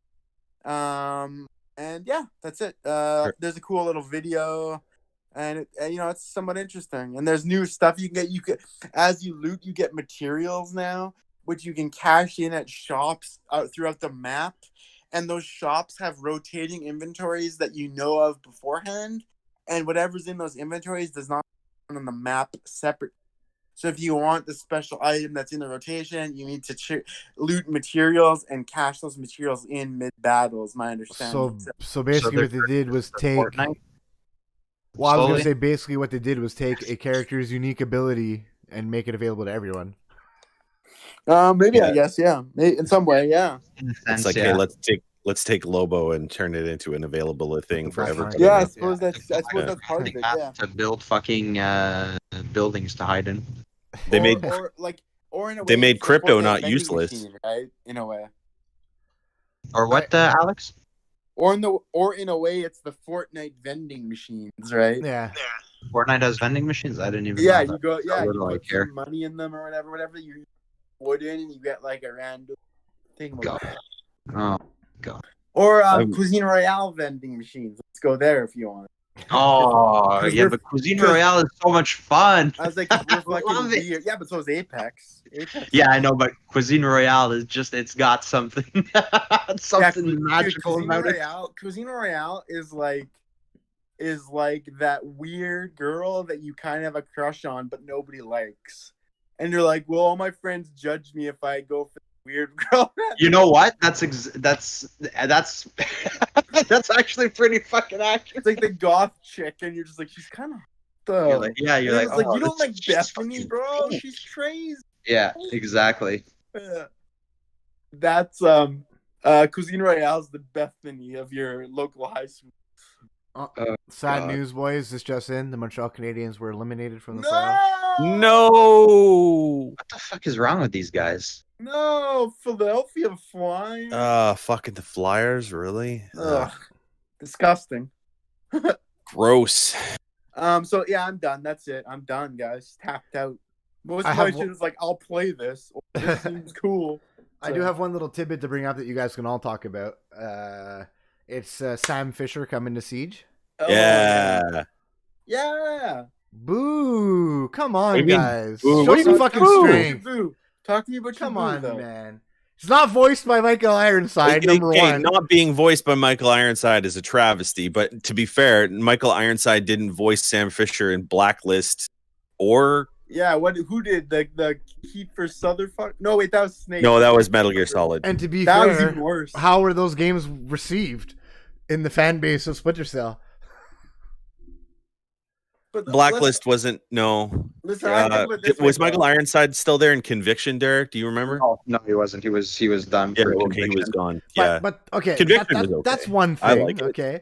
Second thing is Blacklist that they're bringing in. Okay, I hate it when they do this. Okay, this is like fucking Microsoft bringing back Conker's Bad Fur Day in Project Spark. Okay, people have been asking for Splinter Cell forever, and they fucking put Sam Fisher in a stupid ass mobile game that nobody wants to play because it's shit, and then bring him into Rainbow Six Siege, their most popular game, and they can't fix their fucking game and take away mouse and keyboard support, but they're going to put a shitty Sam Fisher in there. Okay, his ability seems really cool, I'm not going to lie. But I also It think, is. Shitty then. in the vein of Splinter Cell, though, that's a gimped Sam Fisher. You're to give him one of his millions of tools that he uses. I guess that's true, yeah. And he's not voiced by Michael Ironside. But there's also And it's a cash cab. And it's a kick in the nuts to people who actually like Splinter Cell. Not everyone who plays Splinter Cell plays Rainbow Six Siege. And don't probably forget, a lot of- Sam Fisher probably a- also in Tom Clancy's Ghost Recon Breakpoint. There's a lot of old Yeah, he people- was. Yeah, he's He been was. making appearances. Yeah. Yeah, And, he's but been horrored out. wasn't that voiced by Ironside, though, in Ghost Recon? I don't think so. I think it was. I think it was. Or it might have been the mobile one. I'm not sure. Oh, But either better way, up in the mobile one, Mikey. Don't Either be way. like that, Mikey. I just think it's a bit of a cash grab, like I was talking to Alex earlier, but I also think it's a kick in the nuts to the fans. There's a lot of people who liked Rainbow Six and will not play Siege, because people who played original Rainbow Six like that me. squad-based tactical combat and not the competitive nature that Siege is now. Yeah. And that's fine, whatever. But Splinter Cell was something different, and it's okay that they cross over characters. I'm okay with that concept. But when it's been literally, I feel like it's got to be close to a decade that we haven't seen a Splinter Cell game with no sign of him coming back, and Okay, he literally did. for a couple years, there. It's been a couple of years that people are like, oh, it's going to be shown at this E3. Will it ever come back? Ubisoft says nothing to their fans, just like they say nothing about Rainbow Six Siege about editing it and making it a better game, except for adding Michael Ironside. Because, like, oh, we're going to shut all these fanboys up, and not Michael Ironside. Sam Fisher. sorry. By adding Agent Zero. Ironside is an operator. By What's adding- your special like, ability? let's I be gruffly serious. tell the enemy to drop their weapon. There you go. Hey, if Gears of War can add Bautista, they can fucking add Ironside, okay? But yeah, so can I can I throw this out here too? I just saw and did not vet this. Maybe you guys heard. I just saw Rainbow Six Siege will allow you to tweak even more about sensitivity. So I'm like, is that their way to make up for mouse and keyboard, or does that mean mouse and Tweak. keyboard guys are gonna spin their head even faster? But is that are we talking computer, talking regular consoles? I think it was for all. Oh, It just said, well, I didn't read deeply enough. It said, we'll add more ways to tweak sensitivity options. they'll probably just add more toggles to the. I don't know what's on there. Well, I can't remember what's on there now. There's probably the Y-axis, X-axis, or whatever. They might add the. There's the Z-axis too. That Like when you get into ADS detail. axis, ADS Yeah. speed. So Side note: last Splinter Cell that Michael Ironside was in was Conviction, and that was in 2010. He wasn't in Blacklist, which I think was slightly after that. He was Sam Fisher. Alex, you are correct, in both Ghost Recon Wildlands and Ghost Recon Breakpoint. Seriously, eh? That was Sean. But why didn't they? Oh, Sean and Alex, whatever. Why didn't they? No, he wasn't in Double Agent because He was in Double Agent. He was? Yeah, I have his videography. It's every Splinter Cell except for or Blacklist. Blacklist he wasn't in. Pandora Tomorrow, the first one, Chaos Theory, Essentials, Double Agent, Conviction. Can I ask? But not can I Blacklist. say something that will like probably get me banned from this podcast right now? What's that? I went and watched some old Splinter Cell like on YouTube. Yeah. Is it just me, or does the design of Sam Fisher actually not mesh well with Ironside's voice? Like when you see the guy that Sam is. What? They made him actually look older and try to fit more the voice in the later ones, right? Yeah. Right. Okay. They So the did, early yeah. ones, I'm like, That was a common complaint. Okay. Like Okay. Cool. you'd be looking at this like guy who looks like he's in his like early He looked like 30s. Sterling Archer to me, like a And you're realistic like- Sterling you're like- Archer. Why is Michael Ironside voicing this kid basically? Yeah, like, he's like you know, 27. This young like what the fuck? And I Yeah, think okay. this young I'm man glad. sounds like I'm he's 60 glad. years old. no, that's like a common complaint of the series. cool. Like, why he looks so fucking young and was voiced by Michael Ironside when he was also supposed to be this like agent with like years of operational work and blah blah blah. And you're Right. like, Exactly. Yeah. But they did he looks later like on fresh age him college. out and make him more gruff and make it seem Right. like That's he what had Derek said. Yeah. a the- rough. In like, Conviction, was he it in looked like he Conviction was where that- his? Was it in Conviction where he was looking for his daughter? He was looking for his daughter's killer and what Yeah. happened. Yeah, yeah. Exactly. I'm gonna play those That games. is the only one where he really truly looked like he matched the voice of Michael Ironside. Yeah, and the voice. Yeah, Yeah. yeah. But I mean, all those games, like they even we talk about which ones were good and which ones weren't. They were all like decent games, and people liked them. It's Double Agent was shit. It's funny. I was looking at the Double Agent was pretty bad. It's funny. I was watching some of some YouTube videos of Tuxbird and other guys who are bigger YouTuber Siege guys. Nobody's bigger than us, okay? Fuck you. No, yeah, of course. If you can't handle the Anyway, truth, you can't handle the truth. Get out of here.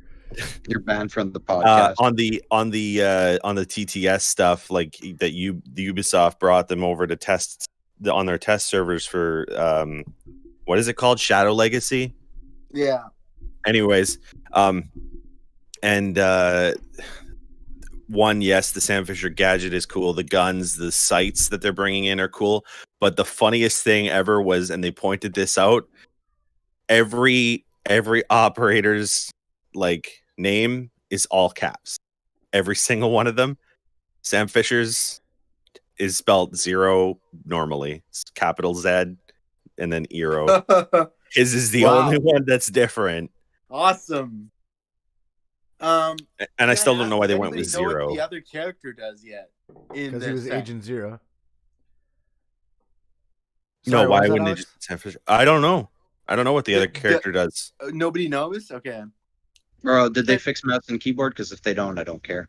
Yeah, exactly. Straight up, don't care. Bro, Straight up, I don't care. I flat out don't care right now. Like I'm not gonna pay shit for it. Let me tell you that. I don't care how. I I think don't care either. I think he's being overhyped. Oh, his guns! This is amazing. This is amazing. I'm sure he's being overhyped because it's Sam Fisher. All right, for like the GTFO. crippled Sam probably, Fisher. It's probably yes, fake crippled Sam Fisher. It's probably if this weapon is so great, it's probably going to get nerfed 8 times into the ground because God forbid Ubisoft finally learn how to properly balance something during a test phase. Bro, right? forget that. He's getting Bro. banned for the first Bro. 2 months. You can't And even yeah, for the first you can't 6 even- months of the game, he's gonna get banned you constantly. can't even smash a wood fucking window and expect it to break properly without pieces hanging in your face or it being closed on your screen but not on the other guy's. How are you going to put a camera on the How many floor times I've and be tried able to see yeet a up and grenade down? through a fucking Yeah. Like, I guarantee you that and it cam's not going to bounces work. back out, and you're like, what the fuck? This window is clearly open, and the game Yeah. says, no, window's still closed, dude. And you're like, What? Yeah, you're like like it's clearly open from my screen, and then Derek's like, no, it's fucking closed. What are you talking about? I was like, nope, Yeah. not you here. just suck at lobbing grenades, Kyle. I I suck believe at this lobbing story for a grenades too. second. No, for sure. There's no doubts. Look, I love the game, but I'm still from the last couple times we played. I'm still really salty. There was an abundance of mouse and keyboard in the last over those 3-4 last sessions that we did. If I had to say we played 30 games, I'm quite frankly 100% certain that minimum 15 of those games there was at least one mouse and keyboard user on the other team. Oh, Yeah. minimum. Minimum. Like, and I'm trying to be conservative because I don't want to sit there and because I can remember looking at some of the turns and being like, no, maybe I've done things like that before with the controller. And like when we used to play like every night for like 6 hours, it was like, nah, I've done those, but like some of them so blatantly obvious. After they get the kill, they do the stupid, and you're like, okay, like could you be any more fucking obvious here? Like, and the worst part is like, I can't. It's still left me salty. Yeah, there's such a What do blatant you mean? lack. Yeah, you want to play it every fucking night. I haven't played the game in a month. Have or I whatever the last asked time we played anybody it to was. play it recently? I don't think we played it in almost a month. One day I'd like to go. You said it like 2 nights ago while we were Get buried, man. I didn't say. What did I say about 2 nights ago? Oh, and then maybe one day, on the eventual return to Siege. I remember because if you look back on my stream, whatever stream it was, you can visibly see me fucking hang my head. In like, how does he still not understand that I don't want to play this game for the foreseeable future? Like it was a foreseeable. I was like, that was my face. I was like, how does he not get it? I don't want to play it. I think it's probably been almost a month that I haven't played, and I don't really miss it that much. I have not had one single urge to play the game. It's a fantastic game, But and I would love when the new season comes out. Nah, I won't. it's a fantastic game, and I would love to go back to it. But as long as I'm gonna load it up, and with 2 games in, I'm gonna get frustrated like Derek. At that point, it becomes unfun for me. Honestly, like I don't want to play it for that reason. I also need to know something very hard. Who actually still enjoys Rogue Company? Because I do, and I just don't want to be like on Rogue Company if nobody wants to play it. Oh no, I enjoy it. It's just the last week and a half we haven't. I mean, you haven't been around much, right? There haven't. We've all kind of been doing. I've been really heavy into DBD because I started playing with Logan and Logan, Bryson, and RJ have been joining us. RJ and like crossplay. Yeah, so it's been a nice little refresher, right? To have like a full team of 4 survivors, and we're actually like several games I've been double pipping and actually moving up the ranks to like. Guess what? I'm installing my Switch right now. Not happening. Fuck. How does that feel with the mouse and keyboard users, Derek? Just out of curiosity, because we had this discussion like an episode or 2 ago. Certain killers, right there. At times, but not as bad as I thought it was. It's more so when I play killer, I turn off crossplay because as a killer, you find games very easily and quickly. Yeah. But you can still be run around you can still be fucking 360, 180 spun by a good controller user, right? So not as frustrating as I thought it would be because, like I had said, and you all heard it, right? And Kyle heard it a million times playing DBD with Storm. How many times I said, if it frustrates me, I'm not playing crossplay. And it hasn't. I managed to put 16 hours into it in the last 2 days. And whoa. I did 2 8-hour streams in a row of it, playing killer and survivor games. And it hasn't frustrated me to that point. So I'm quite pleased. I was really worried. I was really worried at first because when he was really hesitant about crossplay, our first match together when we hopped in is for this, I think the day it started or the day after crossplay was a thing. We were against a really good plague killer, and the plague and the huntress and the nurse are killers that really benefit from computer use. And I was super worried. I was like, oh no, this character's fucking it. She was on point, and Derek's like, I'm not sure about this. And I was like, oh fuck, man. I was like, oh fucking hell. fuck, and I was like, oh, really? No, but no, Sean, it hasn't been as bad as I thought it would. It's actually. Well, if that's the only way I can play games with you fags, I guess I'll have to download it and give it a try. So, It's just fun because having now played it crossplay with 3 other people now, like a full party of survivors, it becomes way more enjoyable. Like we did a meme build. I can't remember who suggested it last night. It was Logan who was doing the meme builds. Well, this was before you joined okay. the party. We had played like Slippery Meat, which is a perk that gives you 3 extra escape attempts from a hook. We had all played Vigo Salty Tears, which gives considerable luck boost to everyone. And then a perk which, when you're standing beside someone, they can wiggle out. Anyways, it was just like, it was a meme build, right? So we all got hooked and we all managed to pull ourselves off the hook the first time. So being able to play with 3 other people has just made it way more enjoyable. So I'm actually really happy that the crossplay is there for that. And we had last night. Just when I did pop in there, the lulls we had, because we would basically do, it was since it was Logan, Bryson, Storm, Derek, and me, we would have one of us be the killer and then the rest of us be survivors, and just the absolute wreck show that happened. You were laughing your ass off at customs or something. Oh yeah, we did like 8 custom games. It was fucking we did. hilarious. It was great. We were just fucking like, we'd be sitting there, survivors setting up, and then you'd get a message: play this add-on with this perk and bring this toolbox. Cool. Yeah, Logan sent us a message. Do Fucking this, and then great. fucking Storm's there, and we're running beside Storm as Michael, so that this guy gets like a haste thing and he can wiggle free quicker. And then right as soon as he's about to get to a hook, you just sabotage it and the hook falls down and he's like, fuck. And then you get free and then you run away, and it was good. Sounds like fun. How do you guys communicate crossplay? Xbox party. Yeah, they jump in the Xbox. Yeah. Okay. Yeah. So Switch, I'm SOL then, right? Unless I leave my. Unless you can turn your Xbox on.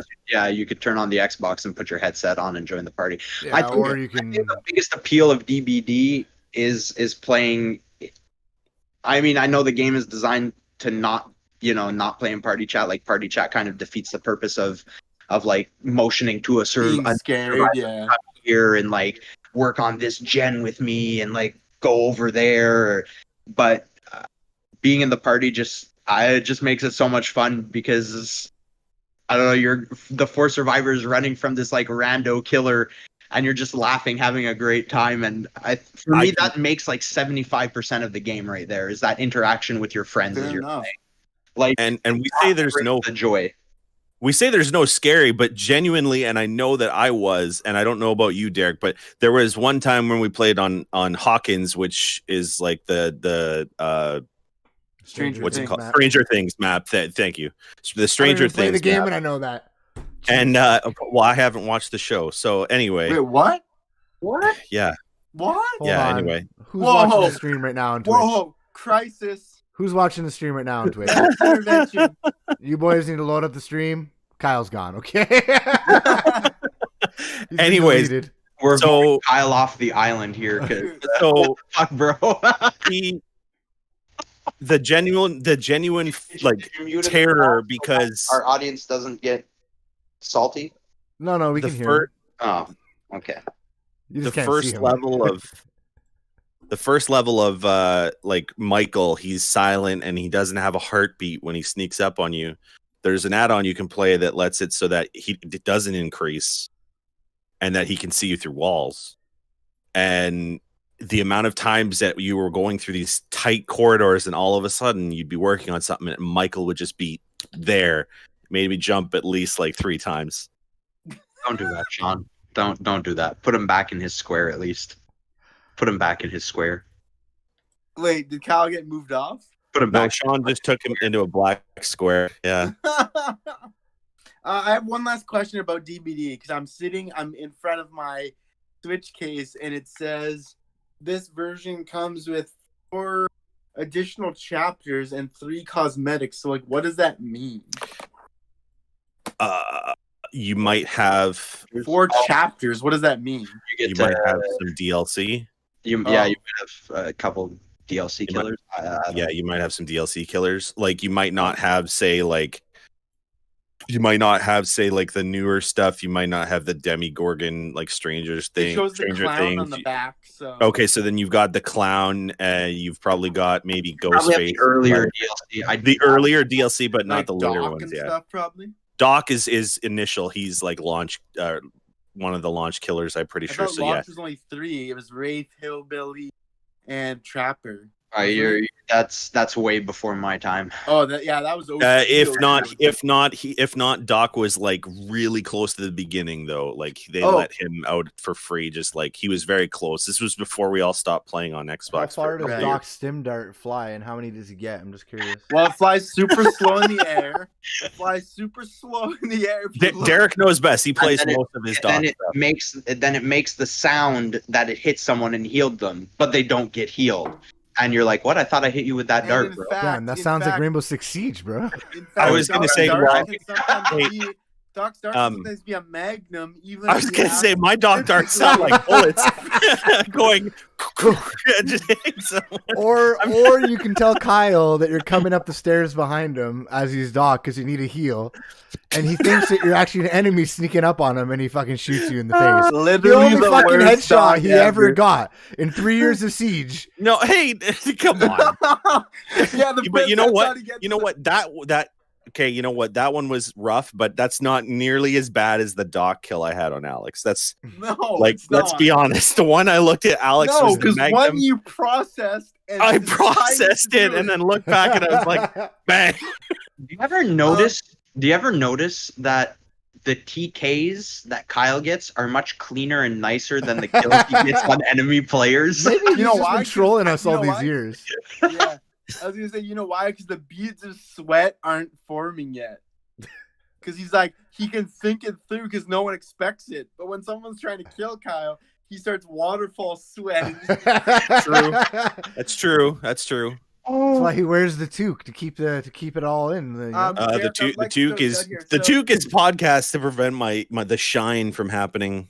I would like to throw this out here, Derek. So when I was sitting beside my girlfriend these days, Ooh, Skel, wait. How does that feel to say? I was gonna say, how does it feel. it on us feels here. super weird. It feels super weird, and I'm happy about it. But Good. All right, not the Good. answer I I was was sitting beside expecting. But Skel, my GF, gamer GF, and she said, so I watched Elusive Man's stream, and he was playing this game where he stabbed people and like put them on hooks. And I was like, what is this game? It's like for sociopaths.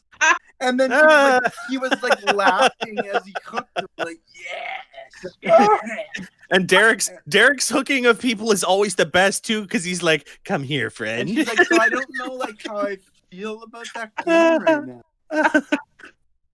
And she's like, he's electrifying people and really enjoying himself. Yeah, knowing how Derek is during his killer sessions, I can imagine why she thinks he's kind of a sociopath. It's just like, "Come here, friend," and then he's just sneaking up on people with a knife. it's But true. why didn't you have Matt, Salt why are you add her to running? the I Minecraft just want server to. I yet? just want to talk. Yeah, come here, friend. I just want to talk. Was Here, that John? buddy, get on this hook. So why didn't you have Salt add her to the Minecraft server yet? Oh, okay. So I wanted to say that too. So she doesn't own the Windows 10 version, so we need to get that. I need to get that for her still. She only owns the okay. Java. Okay. If she gets, does she have an Xbox or not? I'm assuming not. No, 360. I don't think the 360. I don't think version that- works. that She won't plays work on for it. PC. Yeah. Kids play on I 360. have a free code for Minecraft. I don't know if it works on the PC or not for the Oh, do you Xbox app on the PC, but I have a free code. Okay. So You want to if hit there's me with that something- on SAP and we'll see? yeah, you can see. She can try it on the Okay. Xbox game store or whatever. I might be able to claim it. But I do have Okay. a free code for Minecraft, which is obviously useless to me. Right, Because- right. Okay, yeah. I'll actually let her know because I just want to share this one last moment. So she has 3 kids, right? And she's supposed to go out and do something. but she sees her Minecraft part with her daughters like getting overrun. She ends up standing there for 35 minutes building a palace and deleting shit and rebuilding it so it looks better. And I'm like, don't you have to like go do something? I'm like, okay, you need to be on the server. You need to be on the server like ASAP right now, because like you're out here building like Michelangelo masterpiece buildings, and like she'd be disappointed with us. Crap ever. So whoa, what? Excuse me. What was that, Kyle? Me disappointed with me. Anyway. Yeah, thank you. Right, yeah. And I told her I build the shittiest crap ever. So, okay, yeah, let's for a second here we have to rearrange the rankings because now Alex has the shittiest stuff on the server. Sorry, Alex. No, that is the truth. I do. That's true. I do. Kyle's Stadium is coming along quite nicely. I have to finish the glass. I do want to mention for future buildings, Kyle, you know, cities have city planners. Planning, count out your squares. Dude, you act like you're not talking to a guy who has a medical degree, shot me with a magnum, and you're asking to plan things. But I was telling the Derek, hey, like, it's funny. I planned it. 1 bullet, 1 kill. 1 shot, Oh, 1 that's kill. even worse. I want you to wear exactly what she wears from Overwatch. I want you to wear.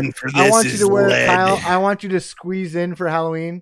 I want you to wear a Black Widow costume. Okay. Oh yeah. 1 the shot, best. 1 kill. The best medicine for Tight this. leather. Yeah, she's cute. She's so cute. Anyway, what was I gonna say now? I hadn't played Minecraft for like a week. Well, I played it on Monday, but I haven't played with Derek for a while. But the last time I played with Derek, I was talking about how Kyle Stadium's really coming along. So it's looking really nice. I said. But there's a couple discrepancies I noticed that I started fixing some of them. But I'm like, and I told Derek, I'm like, I don't understand. I'm like, I don't know why Kyle built this. And it's like, he didn't count out any of the squares. It's not even.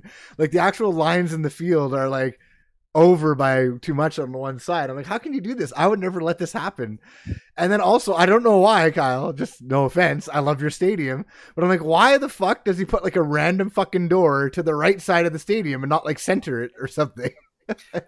Because all I was thinking at the time was, "Hey, I'm just gonna build it." That's all. Like that's immediately what went into my head. I didn't really think it through too much. I have now built around it to make it like an entry lobby, but I have not moved that door because I said, "Well, that's Kyle's design. I'm not going to make it not Kyle's design."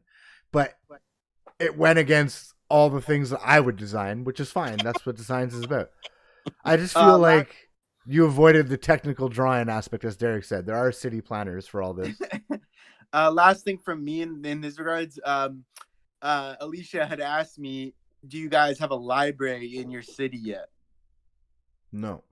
Okay, so that's what she wants to build, and she wants me to help write all in the books with Octopus ink. That'd be awesome. People can go read the books, she said. All right. Well, we'll have to parcel out a section of land because right now I think all our flat land is filled, isn't it? There's lots of land still. Yeah. Okay, yeah, but let's not forget where the dirt hut is. That is where the SNC Lavalin building is going up. Well, we can build a library like off the boon somewhere, right? No. If she's gonna do that, and you're both gonna put in the time and work. Oh, I'm just gonna write. She's gonna build it. I'm not. No, but if you're gonna sit there and start fucking writing stuff in these books, like we. Obviously, as a group, we wanted somewhere that is fucking showcased, like right. Yeah, booms. Like, okay, we just need to flatten some land. There's still lots of flattened land. Yeah, no, I do realize behind where the SNC Lavalin building too, there's still flat land there. So yeah, no, we have room. We're good. There's a spot of land available at the moment. Right, across the street from Kyle's place build a library eventually. My next project after I finish my building is gonna be a restaurant or a bar. A bar restaurant. I half built Sean Shawarma Shack. Oh, you did? Nice. He was starting on that while I was working on the stadium one night. He's like, I'm gonna go work on the Shawarma Shack. You guys realize that even just the mere mention of this game is gonna take Sean from trying out 5 Game Pass games in one day to playing Minecraft. Minecraft for 10 hours. 10 hours, yeah. Minecraft. I've been really good on that too. Like I'm trying to make it so my Minecraft stream is on Mondays. Oh, really? Yeah. So you're judicious with your heroin. He was making overlays. Yeah. Oh, I saw them. I did take off. I did like take it off, but I hid the Monday part because I was like, you know what? If I want to play it when it's not a Monday, I want to use the same overlay, but just not with the Monday. The crack is still there, boys. Yeah, I haven't read it yet. It's best to board it up, but like the light is still getting through. Yeah, Honestly, only Monday. It's like only Monday, but honestly, Monday, Tuesday, Wednesday. I would have played it instead of other games this week if like Kyle was like, let's play some Minecraft, or Derek was playing Minecraft. Kyle wasn't on most of the nights. Derek was on DVD or on Amazon, so I was like, yeah, I just won't bother them. And like I said, I've been tired all week anyway, so. And I wasn't even on games. Well, even if you were, it wouldn't be Minecraft you're playing specifically. So I was like, oh, I'll just load up some Game Pass games, and I'm happy that I did. I also do, like, last night, I think, as I was lying down getting ready for bed, I wanted to load up Minecraft on my Switch, but it needed an update, and now I can't open it up because on the Switch it's, like, broken. It's like it always takes, like, 3 days after the update for it to start working for some reason. Seriously? Damn. Yeah. Okay, wait, I have one more thing. So if you ever go into Animal Crossing, guys, my character's gone. What? Because my girlfriend's daughter, I was like, yeah, you can play this island game. Is that the island? Yeah, that's the island. Yeah. Oh, look, okay, I'll come back later. She's like, but do you like what I did with my character? It's a pink-haired girl now. And so I had to be like, so... She's like, but where is your character? I'm like, well, my old man is gone now. This is your island now. Did she make a new island then, or did she just rearrange? No, she You can only have one island per Switch. Me. She subsumed me, and I. Yeah, but now, couldn't you remake your character again, or something? Yeah, like I would have to remake, but I'd have no money, right? But you'd still have all your island stuff, right? I would. No, but she has my 14 million bell. All those struggles. If you see a pink-haired girl named Wasted Year, that's not me anymore. Man, you got fronted on by a kid. Oh shit! That's fine. No, I you're fucking jacked, bro. You got fucking hardcore. Like, well, just this kid's like, hey, guess what? She's 5 years old, right? She's like, but why? I'm like, because the old man left now. Barely even in a relationship. Because it's your island. But why? Because it's your island now. He died and you invaded the island. That's it. Barely in a relationship and already in debt because of a wife and her. Yeah. $14 million in debt. $14 million in debt. That reminds me of like that reminds me of quite like a few years ago. I let someone I know play. It was Donkey Kong 64. And they were like, oh, can I play that? And I'm like, yeah, sure.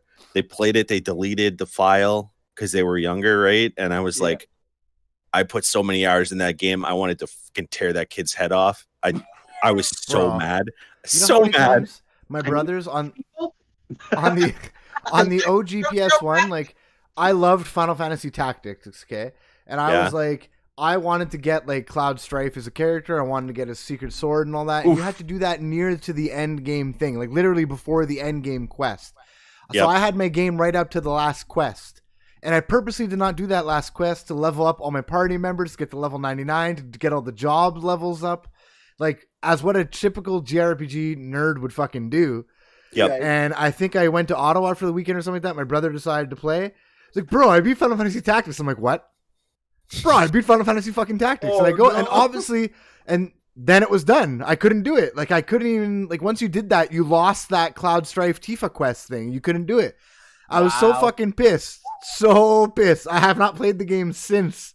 And I probably won't. Was that when he was still small Ryan and not like Jack Ryan? I can't remember if it was like, Ryan or Evan, him? but could you have taken him at that point? I okay. Still can take him. Don't get aside. You can't take him anymore, bro. He's got worse cardio than I do, and I smoke a pack of cigarettes a day. Okay. You should probably not do that because we don't want to lose you, bud. I don't really care. I told Trish today that if I don't come home today, it's because I drove off the bridge. Okay, like, literally, that is Jesus. That's honestly what I said. So that's where I'm at in my life. Okay. God damn. But the point is, we need to have an intervention now. I get that. I used to fall asleep at the wheel. sometimes and wake up. Yeah. Like, oh shit. yeah. Cal, this is how uncomfortable it is when you're like, but Anyways. But but yeah, it's I'm pretty sure both my younger brothers have done this to me on multiple occasions with certain. I think Kingdom Hearts 2 they did it. Evan beat Kingdom Hearts 2 for me. I'm like, you fucker. And in those days there wasn't achievements, so it's not like I got anything from it. I literally missed the ending of a game and like the secret side quest or whatever I was trying to go for. That is so brutal. And there was no like save before the last boss. Like I basically just missed. Like I spent like 100 hours, 200 hours in a game, grinding, and then it's just like. And then it's just like lost to me. I'm like, fuck. I know my brother did the same before saving existed, right? Like, I had N64 on, and I was in the middle of trying to beat something, and the fucker wanted to watch TV or something in the basement, and he fucking turned off the N64, and I think I had gone up to the bathroom, right, and I come down, and of course he's sitting there watching TV, and like the typical younger brother fashion, oh, I just wanted to watch some TV. I was like, okay, no problem. Then I realized he turned off the N64, and I was like, if parents weren't here, I'd rip your fucking head right off your shoulders and fucking pump down your throat hole, you little fucking shit. It's like, bro, I was playing on Perfect Dark, the hardest difficulty on like this one level. I had all the side missions completed. I just had to escape. But you had to go and eat dinner or something like that. So you like just left it on pause. Then it's like you come back and it's like, yeah, it shut off or some asshole playing. Fucking asshole. Like, and then you got to start the whole thing over again. Realizing it too, because the parents would do that too, because they didn't understand the video games, so they'd turn off the console like, oh, he left it on, power saving, blah blah blah, and you'd be like, you couldn't get mad at them because you'd get like backhanded. So there would be the like. No, it's okay, but on the inside, you're fucking screaming. Yeah. Like that one time I had perfect run, and I was going to beat it for that first time ever, and it's like, fuck, you just put me back 15 hours probably. Yeah. I think the same thing happened to me when I didn't have any ink ribbon in Resident Evil 2, so I couldn't save because I couldn't find any, and I was like, oh, fuck, this is good. And someone turned off the 64 on me, and I was like, oh. I just want to say that Ryan and I were those kids once, even though we were gamers. We were in Poland, and our cousin had a friend who had a PS1 because all you get was like shitty knockoff flea markets then. It was like the 90s in Poland, and the guy had Gran Turismo, like every car unlocked and everything, and we accidentally reformatted his memory card. Oh. And we're talking like every license was earned, every time trial was beat. Like, oh man, it felt. Damn, and Ryan, son. he still feels sick to this day when he thinks about that. Damn, son. You should be ashamed of yourselves. Yeah, you should. A little bit, yeah. I'm gonna put it out there. It's been 2 hours that we're into the podcast. Are we gonna give it an end? Are we gonna do one quick cue just for fun, or what are you guys feeling? Okay, so before I just want Salt did pop up and say too. I remember leaving my 64 on and getting my dad to take me to the store to buy a memory card so I could save I think everyone has that similar story from childhood, right? Like, forcing your parent to go out and buy a memory card or like this, that. So, I think in the whole thing of games as like a hobby, passion, culture, and all that, it's just funny how we will have these memories, but kids that start gaming now will never know the struggles. That struggle doesn't exist anymore. Yeah. It's almost impossible to delete a save file now, literally. Yeah, you like delete it locally. They all upload to the storage cloud. Server, Yeah. right? Like, the only way it stops working is if it's corrupted. Like, and even then, that's slim. So true. It's a great point. We are on the 2-hour mark. We did not do any quick cues last week. I would like to maybe do one or two just for shits and giggles, guys. Sure. Let's do that. I'm going to refill my Coke. I'll be right back, and then we can do maybe just one of them just for fun. Sure. I'll put it on the B-Rec back screen. I'm going to run to the shroom. Cool. Real quick.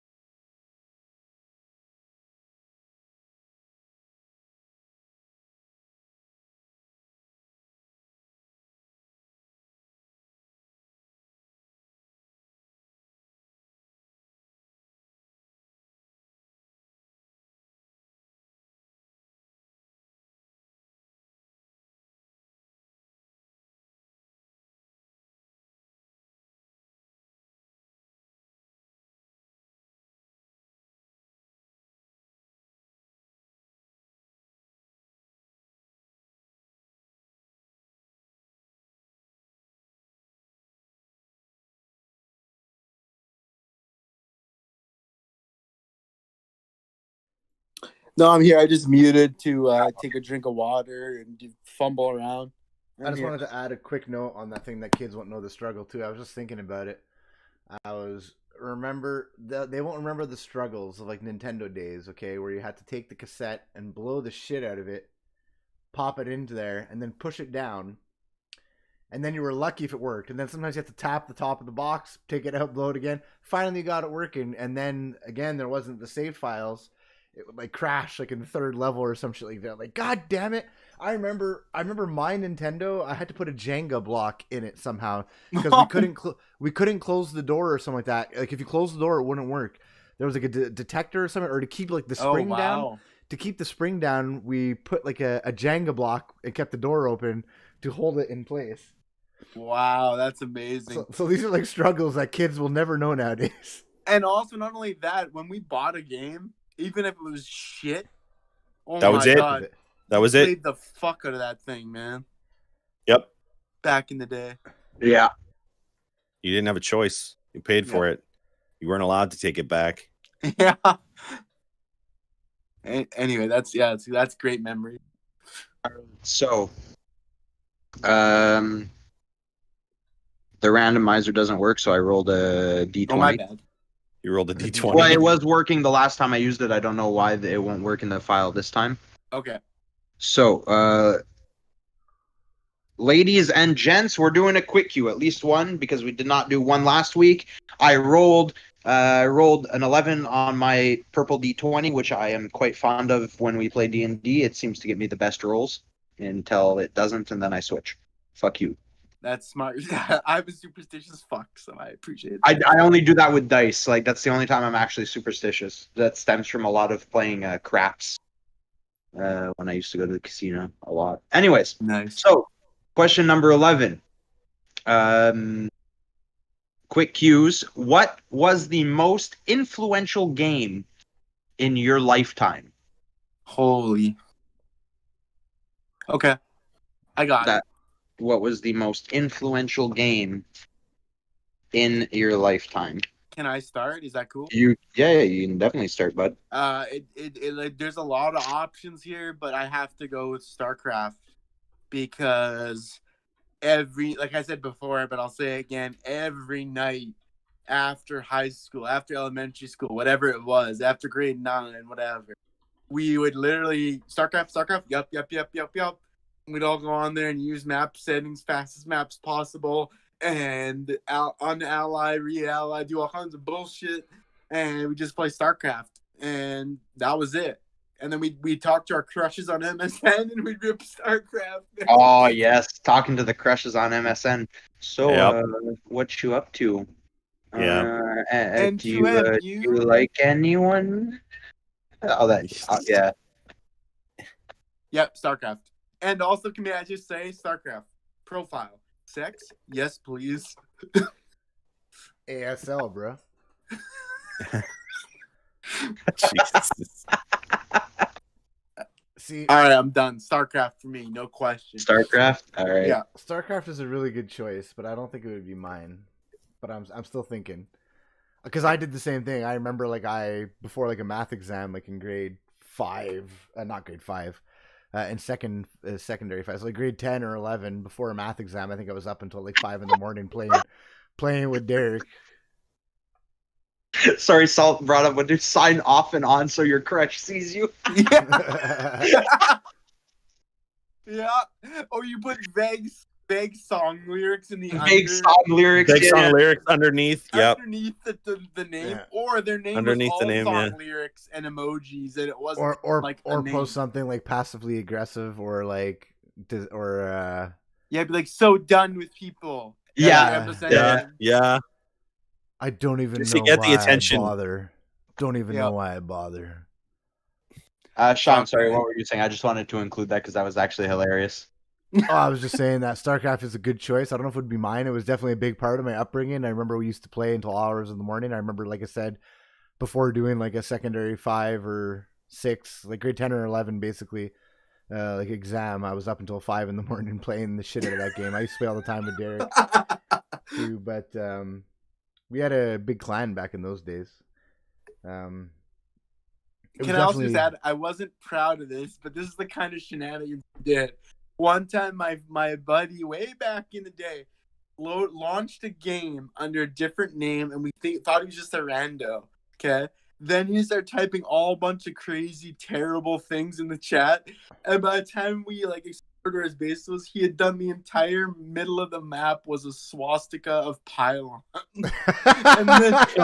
and then only later did we realize that was one of our friends being covert ops and just knowing our name, and we were just scared as fuck. He's like, "I'll come kill you, Alex." I'm like, oh, "What the hell? How did you know?" I think we never really had moments like that, but I'd say the worst that we had was one kid at school we always had problems with who also liked playing StarCraft, so we kind of pretended to be his friend, so he'd come and play StarCraft with us. It was actually me, Derek, and I think it was me, Derek, and Brandon in those days, and then we would get this other kid, and we would do big team, whatever, 20 minutes no rush or whatever, and we do the 20 minutes no rush, but really secretly the three of us would be private whispering each other, and we'd be allying, and we'd be taking over the entire section, and then all of a sudden we'd be he'd go to attack one of us or whatever, and then all of a sudden after an hour of building up a giant carrier battle cruiser swarm and carriers, we'd send them all in and fucking wreck this kid. And this kid was so rage quitty, the worst. He was the worst ragey person. Even in real life, I honestly believe he had temperamental issues. You think Derek is bad? This guy was really, really, really bad. I honestly think he had issues, okay? And we were kind of mean to him in that sense. He kind of, he deserved everything he got. He deserved everything he got, let me tell you. Oh, okay. This is the same kid who grabbed me by the scruff of my shirt when I was standing in my homeroom door and was like, "You want to fucking go?" I punched him right in the face. And then he went to the principal's office crying. And he's like, "Oh, you can't do that." I'm like, "I'm a fucking brown belt in judo. I'm like, I can break his arm and choke him out in 15 different ways. He's lucky that's all that he got." He grabbed me by the scruff of the neck. My life was in danger. I defended myself. He's lucky that's all he got. Then of course, my dad. My dad will beat the crap out of me. My dad will beat the crap out of me if I do wrong. But I was not wrong in this scenario. My dad was all on board that my son could have done a hell of a lot more to this guy.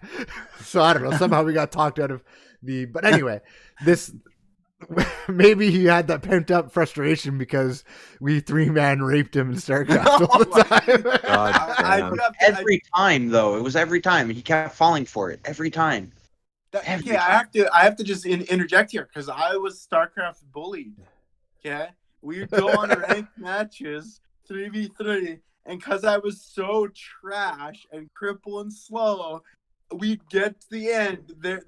They'd be getting wiped. And I'm like, "Oh, I'm going to get another win for my profile. Yeah, good job, boys. Good job." Game didn't end. What the fuck? They unallied me, shot everything, blew everything up in my base, and let me watch my fucking supply depot burn to the ground.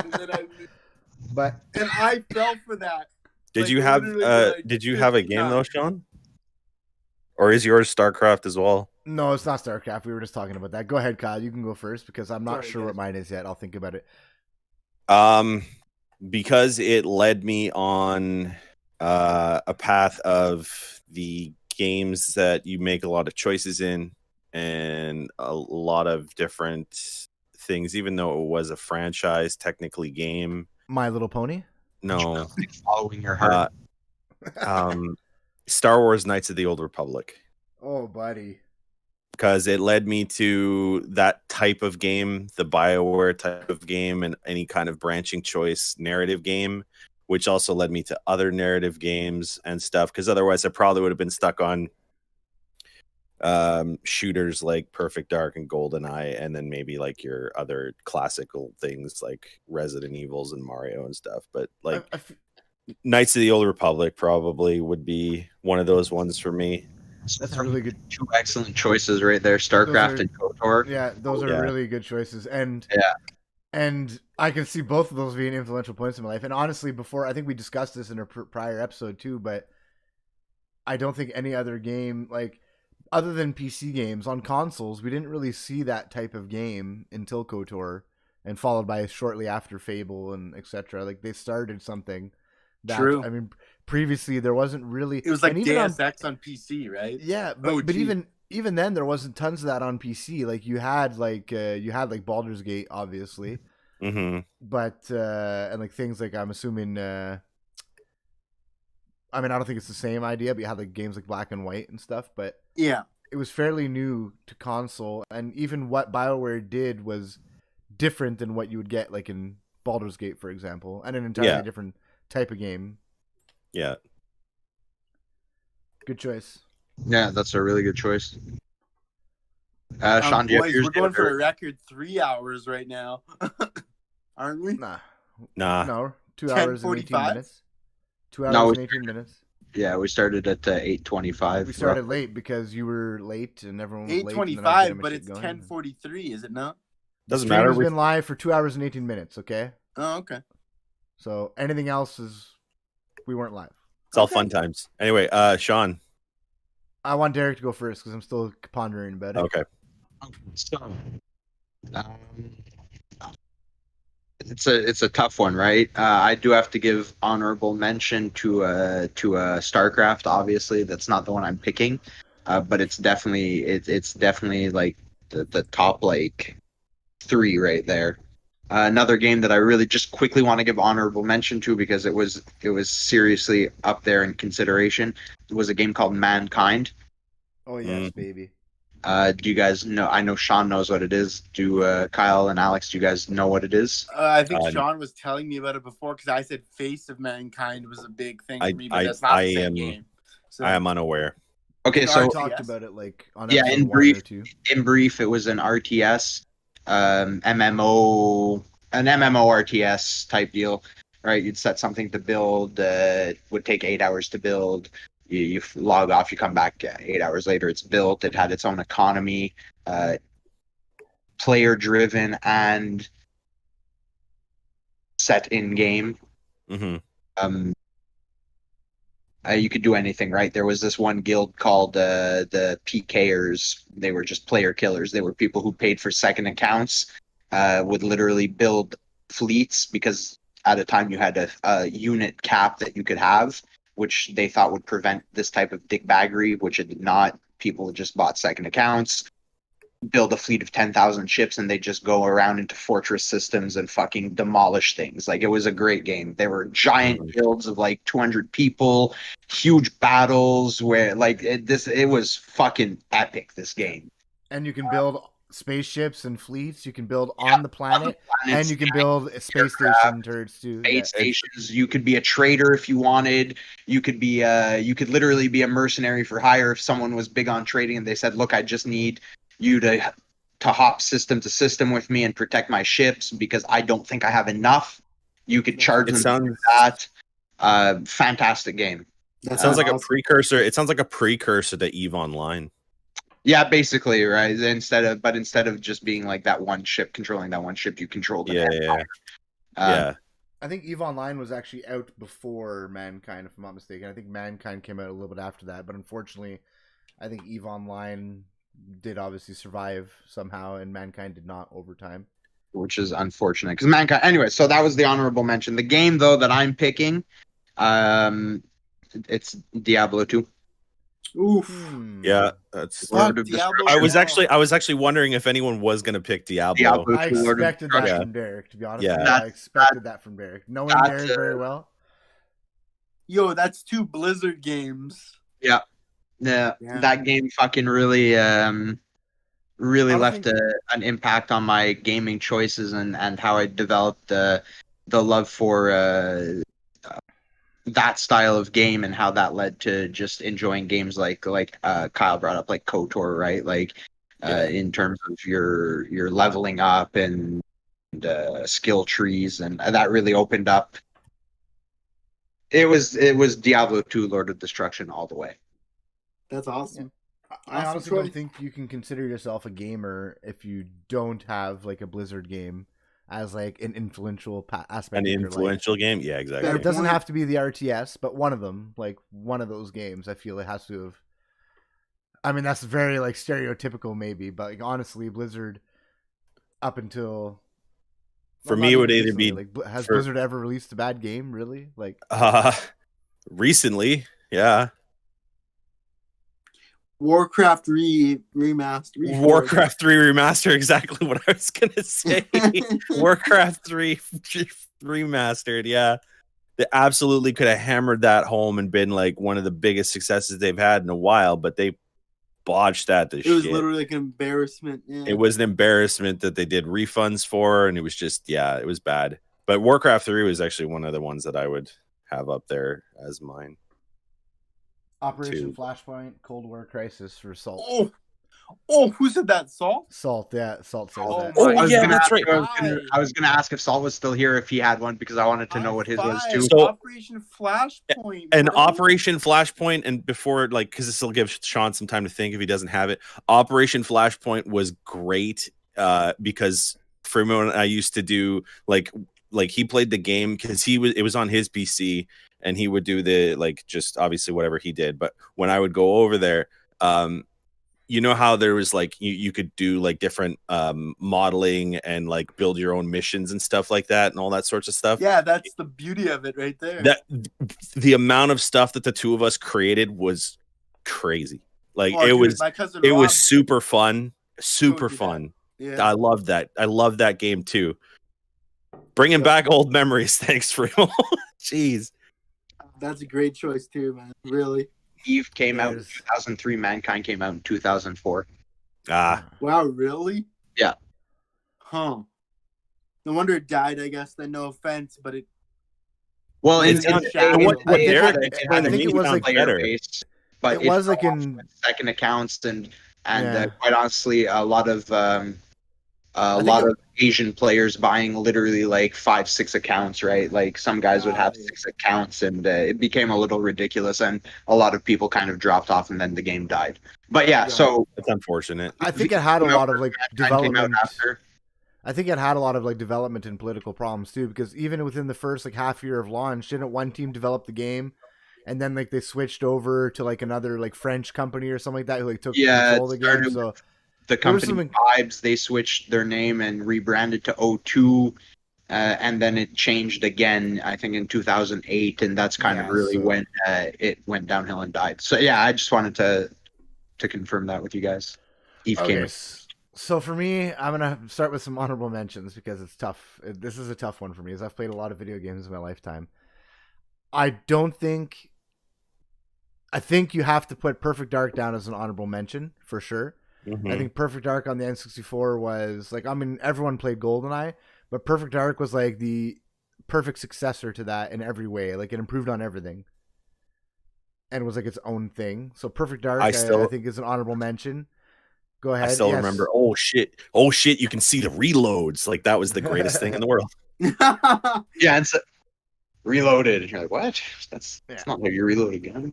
StarCraft definitely was very influential for me. KOTOR as well was very influential. Like I can't agree more. I can add Fable to that list as honorable mention, because Fable, I think, put me in another path too. Pretty much all the Blizzard games, but I think my choice will have to be on PS1. Was playing like Final Fantasy VII, Legend of Dragoon, Final Fantasy Tactics. We'll say Final Fantasy VII.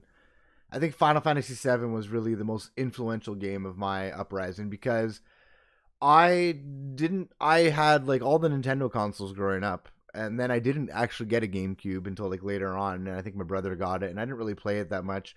I think after the N64 or after I had the N64, I got a PS1, and I'm like, I need to try. Like that's where I originally, because I didn't have a good computer at the time. That's originally where I played games like Command and Conquer. That's where I played all the Final Fantasy games, and those Final Fantasy games, like SquareSoft in those days, nobody was making games like SquareSoft. And that stands true to this day, that you can go back and play Final Fantasy 1 all the way through to, I'll say 9, and in 10. many ways they still hold up today.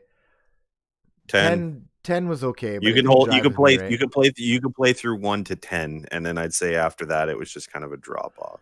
10, I need to get back to try 10, but I'm waiting for it to go on Game Pass. By the way, Final Fantasy 7 and Final Fantasy 9 are on Game Pass right now. Yep. All three of them are Final just the Fantasy last. 7, 8, and 9. Is 8 on there? Are you sure? Yeah. Because when I went there, I literally went. I was looking like at the beginning of the week, and I only saw 7 and 9. Because I would have downloaded 8 immediately. Anyway, I'm gonna have to say Final Fantasy. I'm gonna have to say Final Fantasy 7 because honestly, like for starters, it was like absurd back then. It's like you went from playing on a single cartridge to like 4-disc game, this massive journey, the leveling up of your characters. There was so much depth in that system, the materia system, the leveling up, the how you can learn the skills. It was an entirely new experience to me, like into the JRPG. I had played like Final Fantasy 2 or 3, I think it was, on the SNES. 3. And I obviously, so I knew like the franchise a little bit, but this was like something entirely different. And back in those days, like the graphics were far superior to what the N64 was giving you.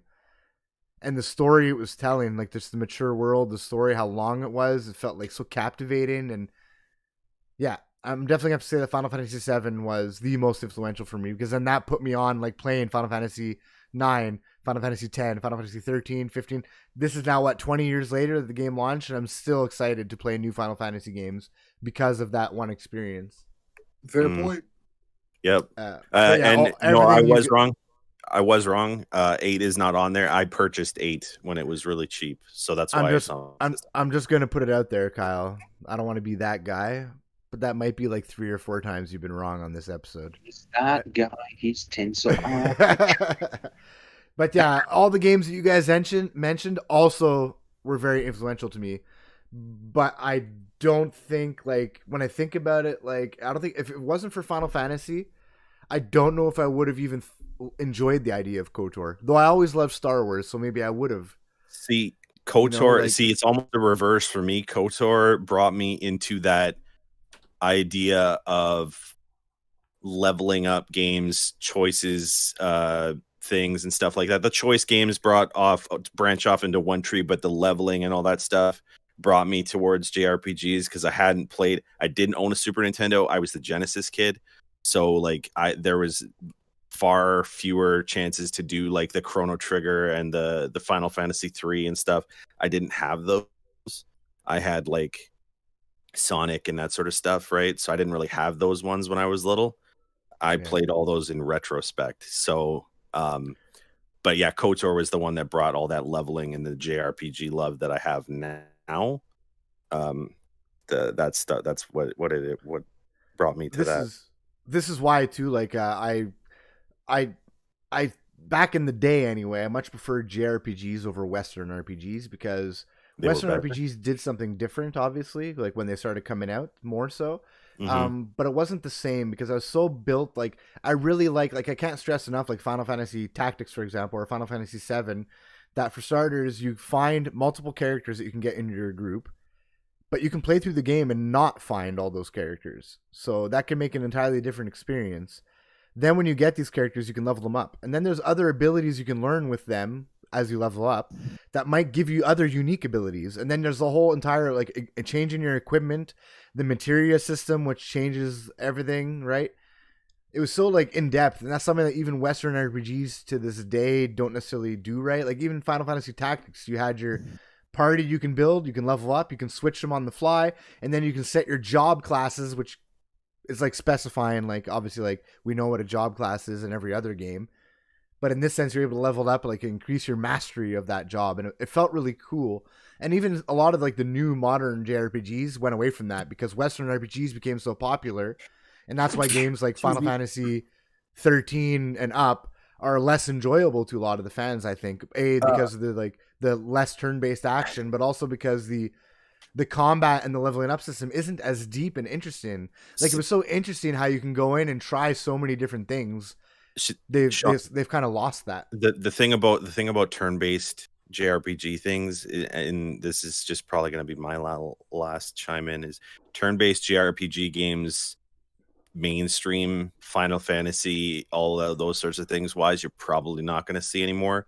Proper turn-based JRPG games you're gonna see in like and I know this is gonna, like, you're gonna see in things like the Neptunia series, or Death End Request, or games that people don't necessarily might not look at because it's like, oh shit, well there's anime on the cover, but it's a traditional turn-based JRPG, right? But it doesn't have to just be turn-based. It's more, I was just talking more the depth and customizability of that stuff. Yeah. Like, it doesn't have to be a turn-based Final Fantasy necessarily, but even the newer Final Fantasies, there isn't much depth to how you build your character and the weapons you can equip.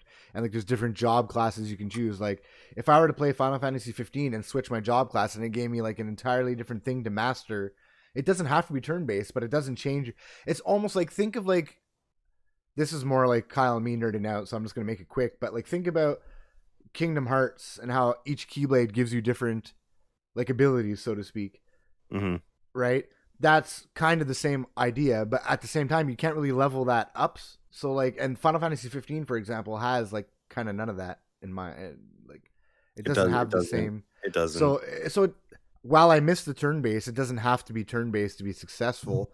I just think that they are losing what makes them special by taking away all those other things. Like, there's lots of Western RPGs that are or aren't turn-based, and it's fine. I love game. There's a lot of Fable was never turn-based, and I love it. Kingdoms of Amalur is not turn-based, and I love it. But those combat systems, even original Fable combat system, is more fun to me than playing Final Fantasy 15's combat system. And that's a problem, right? So, okay, that's it for me. Final Fantasy 7, most influential. Oh, are we done talking about JRPGs? Sorry. Look inside your heart. Fuck. Come on, man. They're on Game Pass. Download them and try them. You might be surprised. Oh, I'd rather stick fucking chopsticks into my ear holes and scramble my brain, pour it out into a frying pan, cook them up, and eat them. Oh, but God. will you look deep into your heart? That's what we want to know. Whoa, that was a good nap. Thank you for that, boys. I needed that. Hey, remember? I got your back, Salt. I got your back. No tomatoes. Fuck my ass and call me Sally. Just so you know. All right. All right, that's fun. Bye. Well, we're gonna call it there. So, Sean, take us away on a magical journey. Hello. Is it me you're looking for? I can see it in your eyes. Man, don't get us muted at the end of the fucking stream. Finish this. Oh my goodness. We've been It over happens, this, Kyle. bro. Yeah, to everyone who sucks. I'm Sean, TSG _ Big Time on Twitch, TSG Big Time on Xbox. I don't know why I did that. I never do that. Why did you do that? Yeah. I don't know. Twitter, I am at Big Time TSG. I stream almost every night. I play multiple games. Lately, I've been trying new ones. It's cool. Obviously, podcast every Friday. D&D every Sunday, unless our DM decides to be a dickbag, which is probably going to happen. So, Excuse me. Excuse me. did you guys hear some? Did you guys hear a faceless? Oh, I'm Husk sorry. I'm talk? sorry. Faceless zombie. I didn't realize Sean designs all the quests and everything. I didn't know that. You didn't know that's that? right. How did you not know that? Where do you keep getting them? Oh, Sean wait, doesn't. Oh, wait, maybe because they're actually good. Alex, take you out. No? No. Oh. You don't want to sign yourself off? You don't want to sign yourself out? Oh, you're signing me self? You signing? I thought you were like keyboard cadding, like Alex, take us out of here, and I'm like, fuck it. What does play him out mean? No, I meant like sign yourself Do out. what Sean just did. Yeah, thanks. That was fun. Bye. Okay. That's it? That's it. Yeah. Okay. All right. Okay. Axel Haxon Yeah. on Twitch. Axel Haxon on Twitch, and Fucking- I don't know about his I'm other in stuff. tears. Okay, I'm in tears. No, you're not in tears. You've had a great week. You're happy. You're in a good I'm place. in tears because my great week is swamped by you kids. Suddenly. Oh. Yeah. Okay. All Yeah. right. I'm What? sorry. Yeah, it's ruined. It's all ruined. I didn't realize we were such a burden. All right. Axel Haxon, everyone. Give him a hand. Yes. Handy. All right, and I am LU Radio DJ. You can find me on Twitch at LU Radio DJ, Twitter at LU Radio DJ _42, YouTube LU Radio DJ. And I'm super excited. I did a few streams with Minecraft and Blood Bowl and stuff this past week, but Wait, you actually did your Blood Bowl? yeah, I did. Wait, August Pat? 31st. August 31st is my new internet, which means I'm going to pick up the stream and pick up everything. I'm super excited. August 31st. Nice. Yeah. August 31st, we're all super excited too because we're finally going to stop fucking hearing about how his 5 is going to be installed on August 31st. Yeah, Maybe a damn fucking right, Derek. We milestone. won't hear about it ever again. It's a new Getting that milestone. fiber, boy. Super excited for It's that. going to be our Late- fucking honorable mention that week. Yeah, it's going to be the week that we finally stop hearing about 5. I am TSG _ man at Twitch, TSG _ man at Twitter, TSG man on YouTube, TSG man on not Facebook, on Xbox. I want to say maybe. I don't know my own gamer tag apparently. Quick reminder, next episode 10. All right. Big shit. Good shit. Fuck you all. I had this all mapped out perfectly in my head, and then Kyle's TSG 5 big just shit. fucking Big set shit. me off. Absolute shit. Set me off. Next week, another segment of Guess the That Game. Game. It's a game where we pick a game, give a vague description, and try to stump each other. At the end of every round, points are awarded. At what's the end the of the score? third segment, shut up. At the end of the third segment, No. a winner is named. All right, being winner means fuck all. All right, I just want to drive that into your heads. You win, it doesn't matter. You're still losers in my